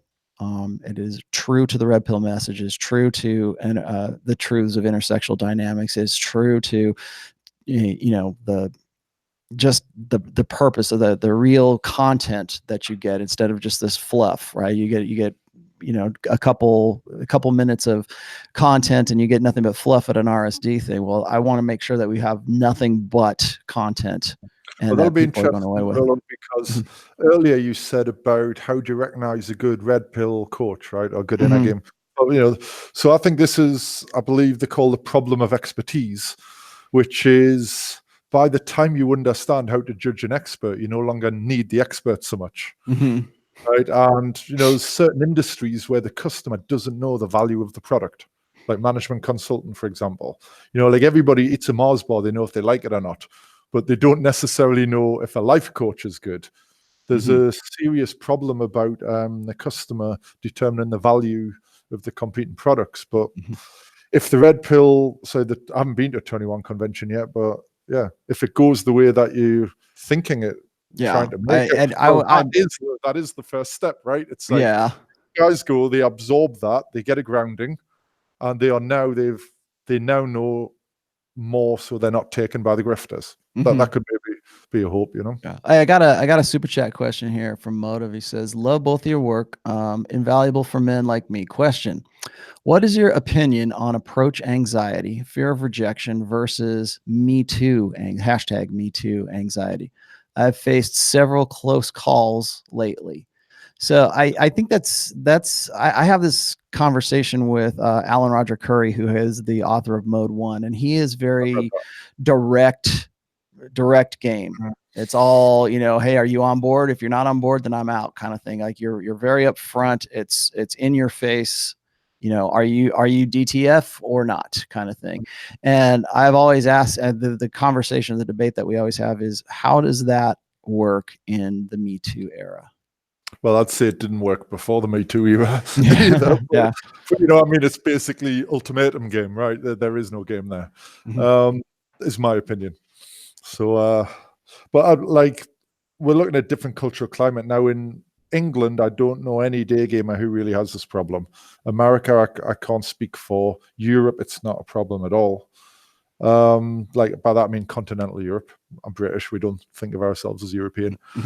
But every single time that I've ever heard of somebody getting some kind of social censure doing day game, like the mall security throws you out, or a cop comes up and tells you always look at the guy who did it and you're tempted to side with the mall security or the cop, right? It's like the guy was doing it badly, and there's often something really wrong with the guy, because there's a lot of, I don't know if we're allowed to use the term retard anymore, but there's a lot of socially inept, obsessive compulsive men are drawn to day game in cold approach because they think it's like it's magic wand, get laid without having to actually be worthy of getting laid.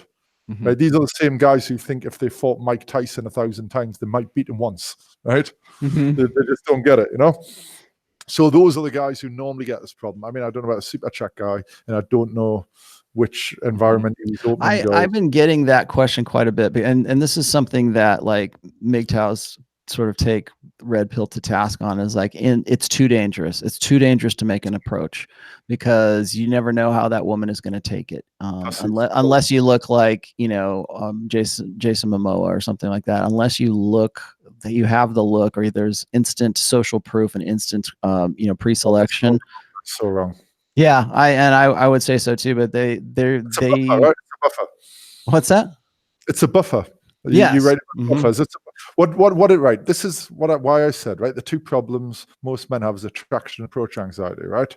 Now what you've got here is what Freudians would, you have they have the ego defenses, displacement, sublimation, projection, have all those. Well, what the approach anxiety fucks with your mind. It fucks with your perception of reality.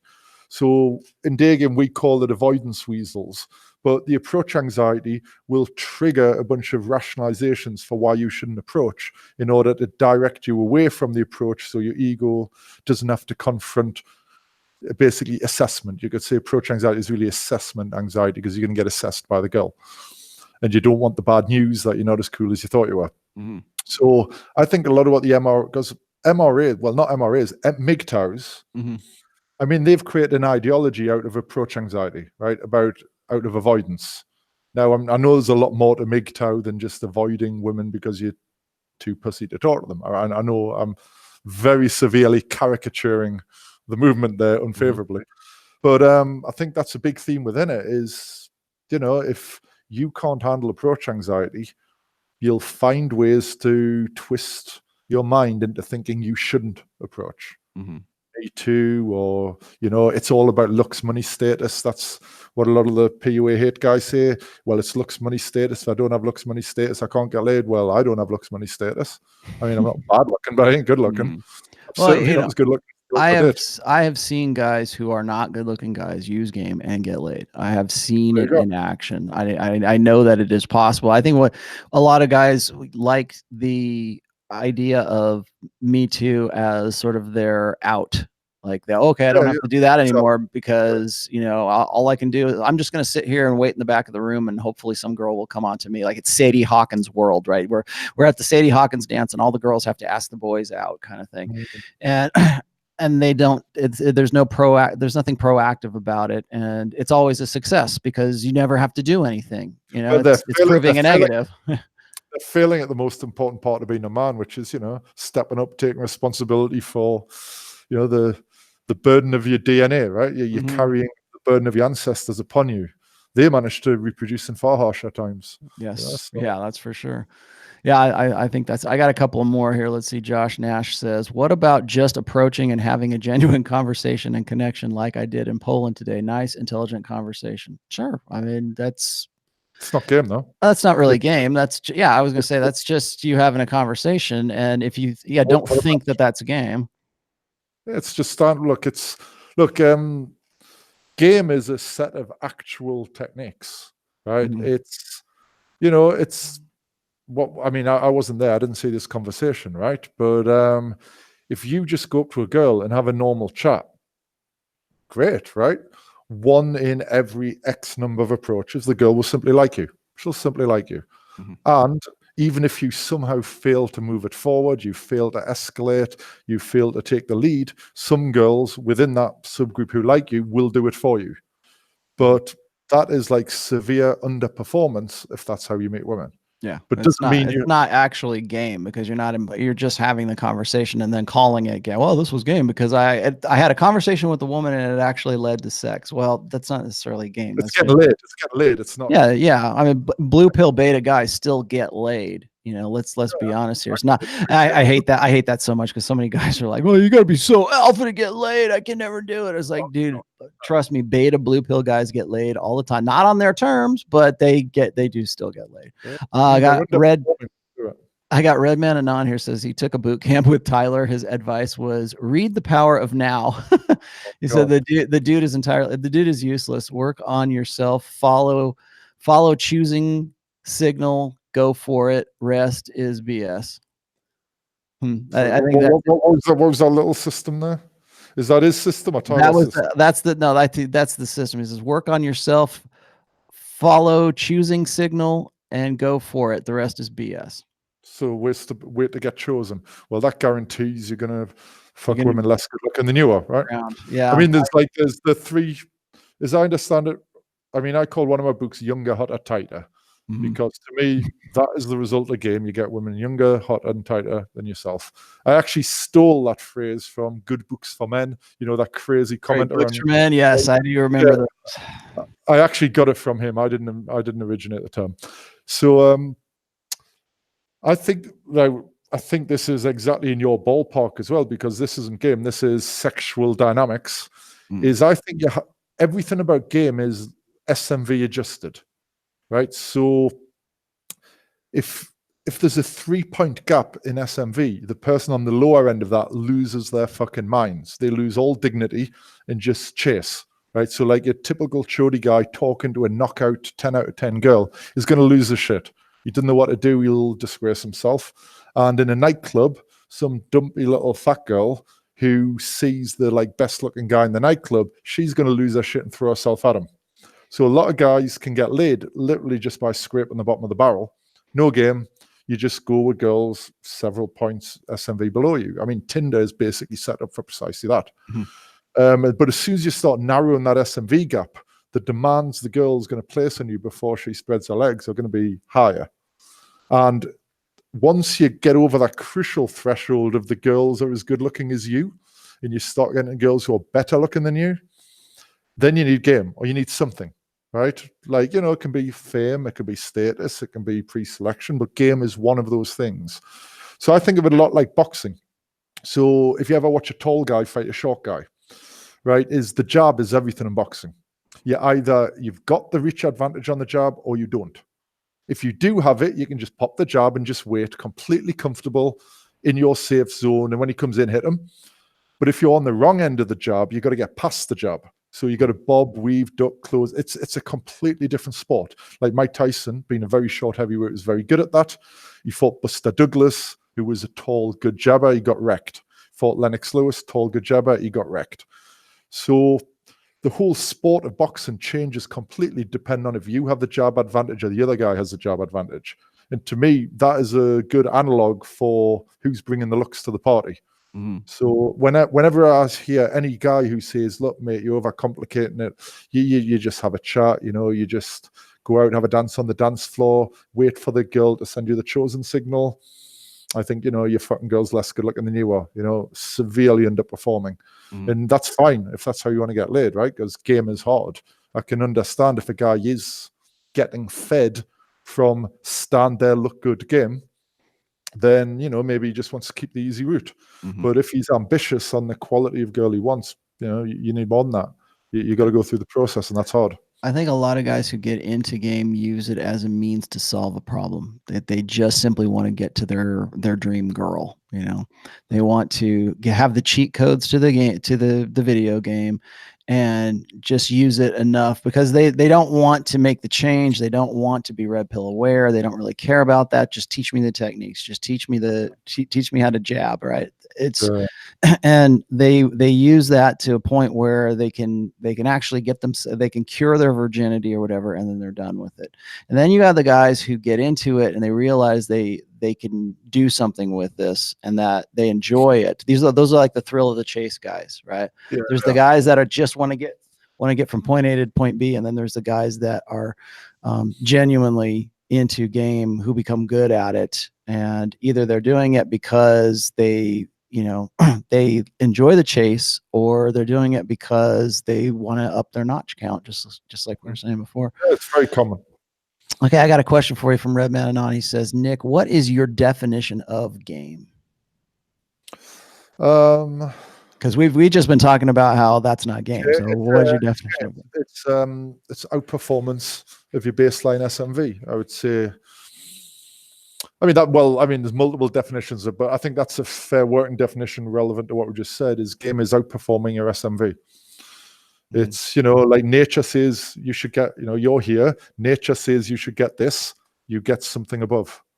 You know, you either get, you know, the same girls with less effort, you get better girls with the same effort, or you pay a smaller price in bullshit, or, you know, you negotiate away less of your freedom, less of your time, less of your money to get the same result. So, I mean, that's kind of black box view of game. It doesn't actually go into what game is. It's more about the results. What does game give you? I don't know. I think I've held multiple different definitions of it over time, and I haven't thought about it recently. So I don't have a ready on pat answer for that. I mean, game is like pornography. You know, I know when I say it. Yeah, exactly. I know. Well, if that's what they say, game recognizes game. I would say game is a behavioral set or behavioral practices that allow you to, you know, interact with women, allow you to engage in intersexual dynamics better than if you were just untrained.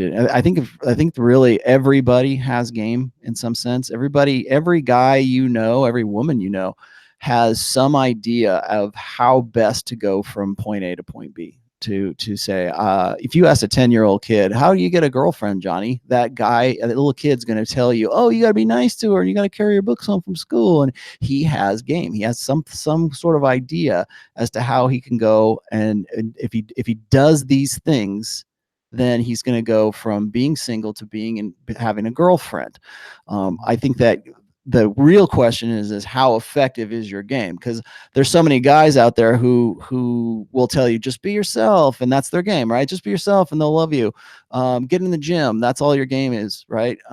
Go, you know, just be nice to her, be a good listener, do everything that, you know, listen to women and figure out what it is. And that's the deductive way most guys go about developing what is their usually ineffective game. But game in the formal sense and in the PUA sense, like intentionally learning techniques, intentionally learning game, and intentionally learning why those particular techniques work, so that you can get a better than merited sexual market value merited deal, just like you were talking about. So I would describe game as a set of a behavior set, and in our definition, in a red pill definition, I would say it has to be an intentional behavior set, that you're using these. You call them techniques. You're using these mindsets. You're using these. You know, these techniques as skills, whatever that you have learned to put you into a better position with women. Let's see. I got a couple more here. I got John Nash. He says, what do you think about moving to the country you can easily get over your SMV? where even with bad game, you can do well? Like, is it easier to get laid in different countries than it is in, like, say, the UK or the United States? Well, if he's looking for pussy paradise, he's going to be sorely disappointed. Yeah. But there's no question that some markets are, S&P, some markets are better than others, right? Like, I mean, put it this way: I have never in my life met an American guy who's day gamed in Central and Eastern Europe who said to me, "Nick, America's better." Never met that guy in my life, right? I mean, everybody I know who says Brazil or Colombia is really good has never been to Europe. You know, my best Colombian day game friend, he spends all his time in Europe. There's definitely some places are better than others. I mean, for an American, if you can, and your priority is getting laid, yeah, God, leave America. Yeah, same with the British guy. I mean, Britain's lucky we have London, which is okay, right? A lot of decent foreigners there. It's okay for day game, but Europe's a lot better. So yeah, I mean, there's one of the best things a guy can ever do to improve his results is to move to a better location, right? Go where the predators go, where the prey is. Yeah, right? fish where the fish are. Yeah, I understand that. I also know that if you are handicapped in the United States, it doesn't necessarily mean you won't be handicapped in, like, the Philippines or Sure. Eastern Europe or something like that. So it's I think a lot of guys think that, well, I don't need to learn game. All I need to do is just move to Southeast Asia and then women will fall on my dick. And they'll get ridden hard, but in the wrong way, because I mean, Southeast Asia is full of female scammers waiting for dumbass guys like that to just show up thinking that their American passport is gonna win. I don't know if you remember Matt Forney. He used to run. Yeah, he's an example of that. Good example of that. I mean, he actually wrote a series of posts about how he thought he was going to go from the United States, and then he took a trip to the Philippines thinking it was going to be like pussy paradise. And then he came back and his opinion was entirely the opposite. He says, if you can't get laid in America, you can't get laid in the Philippines if you don't know what you're doing. Yeah, I mean, but Matt Forney's, I mean, I don't know the guy. Maybe he's a nice guy, but like, I looked at him and like, mate, he's fat as fuck. Yeah. And he dresses horrifically. I'm like, there was a day game blog called Laid NYC. I remember. I think it's gone now. The guy actually helped me with day game mastery, like proofread it to give a bit of an American slant on it. And he wrote an excellent post called The One Big Thing. And what he said is everybody he knows who gets into a game, there's always one big thing that is holding them back, and that's the one big thing they never deal with. And Forney, he had at least two, right? His weight and his fashion. Didn't deal with them. Willing to go all the way to the Philippines, but not willing to like go to a shop that sells clothes that fit, It's madness. Yeah. But that's ego defense, right? His ego, for whatever reasons, tied up to that. Yeah, well, I think again they want the win button. They want to say, well, I know game, so I don't have to do that kind of stuff. Or I'll give you another example. Sorry, can I just sorry to interrupt? Yeah, no, go ahead. Go ahead. So I just finished writing the second edition of Balls Deep, which is volume 1 of my memoir. So I wrote the original 5 years ago. I decided I wanted to rewrite it. So I got a guy to do a test read, like a developmental edit of it. So I wrote my manuscript, sent it over, and he gave me all his feedback. Now he's a boomer. He's a Midwest American boomer. I think he's in his 60s now, right? So you probably already know how he's going to think. He's not completely blue pill. He used to be a salesman, right? So there's a bit of red pill in there. He was like, like proper salesman, right? And but when I was writing about Russia and Eastern Europe, he kept crossing things out, saying, that's not impressive, mate. They are all desperate to leave the country. Just your passport's enough. And I was like, this guy still thinks it's 1991. Yeah. Like, he still thinks the Berlin Wall just come down and the entire country is in collapse. He hasn't seen that, like GDP's gone up like 20 times 20 since then, that a lot of people in Moscow have more money than people in New York. And, like, these girls really don't want to leave. And I know because I've been there. But people have the strangest ideas of pussy paradise, right? Like, I mean, people still think Japan's expensive. They forget about the 1990 crash. They still think it's like 1989 at the peak of the bubble.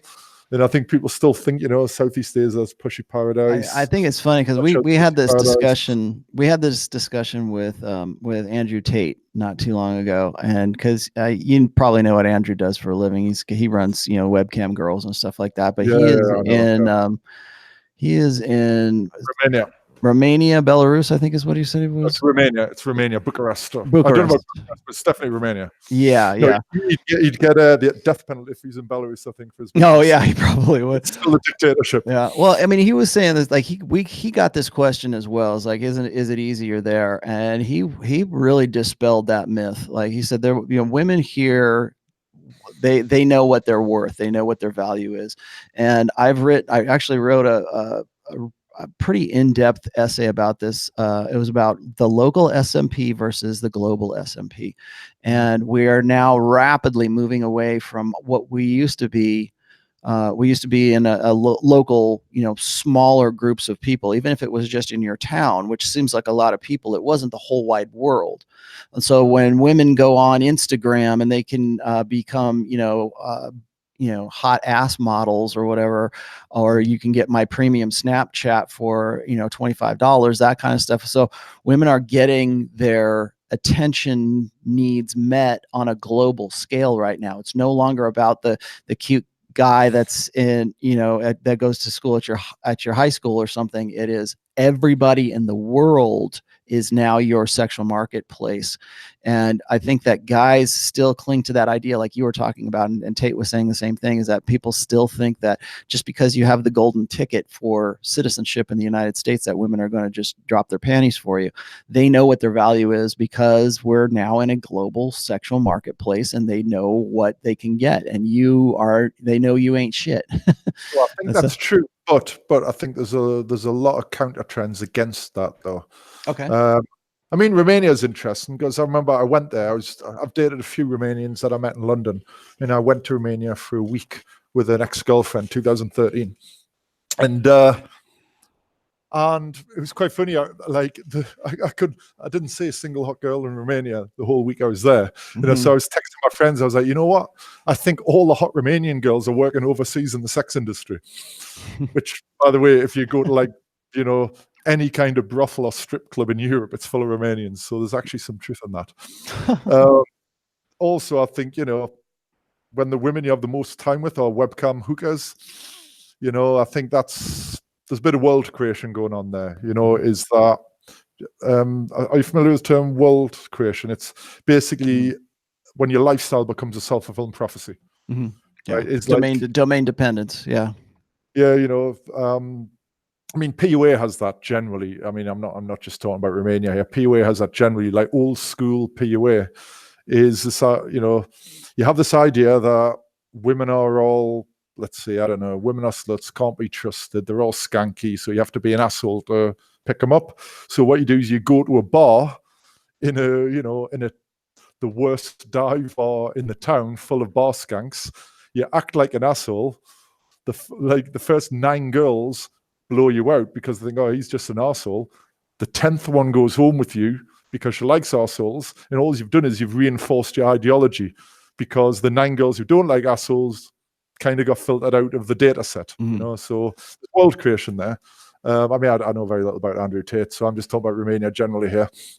But I think one thing to get, though, is I was dating a Russian girl who was, really into Instagram, really good at, meeting millionaires and stuff like that. And she was telling me, she was like, Nick, it's illusory. You get all these likes, but, it's off like literal like Indians in India on like a 486 in the basement of a curry house. It's like a load of creepy Turkish sex pests who bother you over direct messages. She was saying, look, like if you actually want to capitalize on this attention, you got to fuck them. It's like these Ukrainian girls got a very strong history of sex industry and doing that. With the whole mail order brides was a big Ukrainian thing, big sex industry. A lot of Turks come in on weekends to Kiev. And yeah, like if they want that free holiday, if they want that, nice holiday out in Barcelona, the 5-star hotel and the nice restaurants, they got to put out. And a lot of girls just aren't going to do that because our case selection Most girls are wolves, not rabbits. Hmm. So, you know, that you get a bunch Right. of rabbits showing their ass on Instagram, a bunch of them go on to tag a sponsor to get shit on by Arabs in Dubai. That is a minuscule sample within the wider population. Most of those, I mean, I used to say to my friends about Ukraine when I was day gaming there, and now I exaggerate, but I used to say that there's only two types of girls in Ukraine. There's village virgins and there's arena city hookers. Arena city is where all the Turks go for the hookers. And it is kind of true. You know, like you go up and down Krashatik, the main day game street in Kiev, there's tons of scammers. There's a lot of girls go up and down Krashatik waiting to be approached because it's a way of getting free food or free coffee or free entertainment or to start a scam. So some of them, they're just like 17-year-old girls who think it'll be funny to talk to a foreigner and get taken for coffee. Whereas there's others who are like hardcore semi-pros who are trolling up and down to get clients. And they're trying to sucker guys in by pretending to be the girlfriend experience. So there's a whole subculture going on in Kiev. Whereas if you go just around the corner from Krashatik to Shevchenko Park, where the university is, it's like night and day, the reaction, because you've got normal university students going to study biology, veterinary sciences, whatever, many of them from small towns in Ukraine. And they are literally just normal wolfish women who just want a boyfriend and they want to get married by the time they're 25. They want to be loved. And for them, these likes on Instagram are nothing at all. So, well, I think what you describe is correct. I think it's a very complex ecosystem here. So on the one hand, yeah, the girls know because they have access to all these, social media likes. They're getting offers to fly to Istanbul to get this or Dubai for that. They're getting taken out by clueless wannabe day gamers for like meals and stuff. There's all that, but I think what do women really want? And they want quality attention. That's why, like I often troll Instagram. There'll be, a girl will put up a picture, showing her ass off or something. 25 comments. I'll leave one trolling her. That's the one that gets replied to, right? Yeah, because like you know what you're doing. Yeah. Yeah, so it doesn't mean I'm going to fuck her, but the point is, like, the girls just, I think in London we used to call it the chode stream. It's the comments that come under these girls. It's the chode stream. It's just chode. And it's really cringe. So I think it's really easy to overvalue how much women want that. And I think it's easy to overvalue how much women want the money, how much women want the Louis Vuitton bag and the Jimmy Choo shoes. Because I've met a lot of women. I'd say the majority of women, they want quality attention from a quality guy, and they could bin all that shit, So be done with it. Yeah. Yeah, so I got mixed feelings on that, Okay. I'd say, I think you're right, and because especially in the manosphere, and particularly when it comes to like the guys who are looking to get better with women, I think there is a maybe a deliberate misunderstanding that like all women are just Instagram whores, or all women are women, because of social media, women have hugely overly inflated egos. Well, yes, but are they inflated to the degree that you honestly think that they are? It is something that is available for one, like Facebook, Twitter, Snapchat, whatever. That's available like it's never been before. It doesn't disqualify them from wanting the old school stuff. I'm certain of that, but maybe we're overestimating the gravity of it. Then let's just flip it, because we could be doing engaging in male projection here. Men can get unlimited internet porn. Men can get hookers, prostitutes, and strippers, right? If I want to see a naked woman, well, I'm in Belgrade, they don't have a lot of strip clubs, but if I'm in Prague and I want to see a hot naked woman, I just go down the strip club, right? If I want to see a fuck, I can open Pornhub. If I want to actually bang one, go on an escort website. But do I do it? No. But like a woman might look at that and think, oh God, guys these days, technology has meant they have all this access to sex and naked women. Why? What have I got to offer them? Right. And that's where a lot of trad cons kind of go wrong, because they think, like what was just discussing this new these stats from the GSS study, that guys between the ages of 18 and 30 years old have the incidence of guys who have never had sex or haven't had sex in the last year, between the ages of 18 and 30 years old, has tripled, while women has pretty much stayed the same. It's gone up just a touch, but certainly not tripled. And just in general, most millennials aren't having sex as it is anyways. But we see that, and we want to apply. I see that, and I say, okay, that's hypergamy right there. That is a direct result of hypergamy. In fact, you can track that just basically with the Pareto principle. But everybody comes out and wants to throw their pet reason at it, and the most popular one, particularly from tradcons, is that it's because of pornography. It's because they're all jerking off in their rooms with the computer on or whatever. And it's a lot more than just that, but I think maybe that's the easy answer. Hey, I got a couple more here, and then we got to wrap up. So let me Isaac Clark says, do you guys think most women have more issues with depression, anxiety, insecurity than men, or are their egos truly blown over and highly inflated? We're just kind of talking about that. Yeah, I don't think I think the natural state for women is low self-esteem. Like a high esteem woman is about average esteem by the male.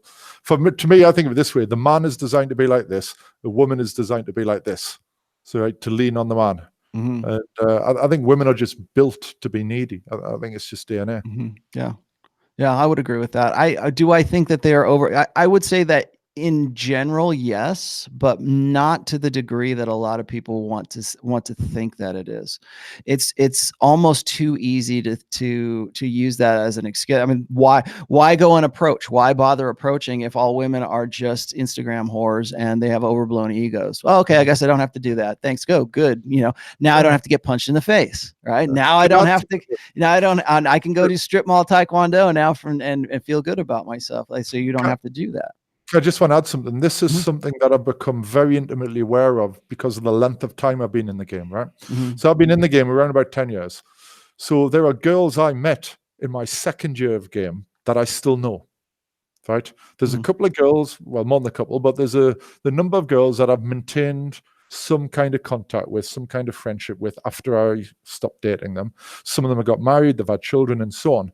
So I get to experience their problems. Because pre-game, I thought, oh, God, hot girls have it so easy. God, it must be so easy. All they have to do, go to a nightclub, shake their arms around on the dance floor, they can have any guy they want. Well, that's projection. Women don't want that. Broken women want that, but normal women do not want that, right? I dated a lot of girls who haven't even been to nightclubs. And when I started dating, getting close connections with, 22-year-old hot women, they would tell me their problems, right? Like, they're getting older.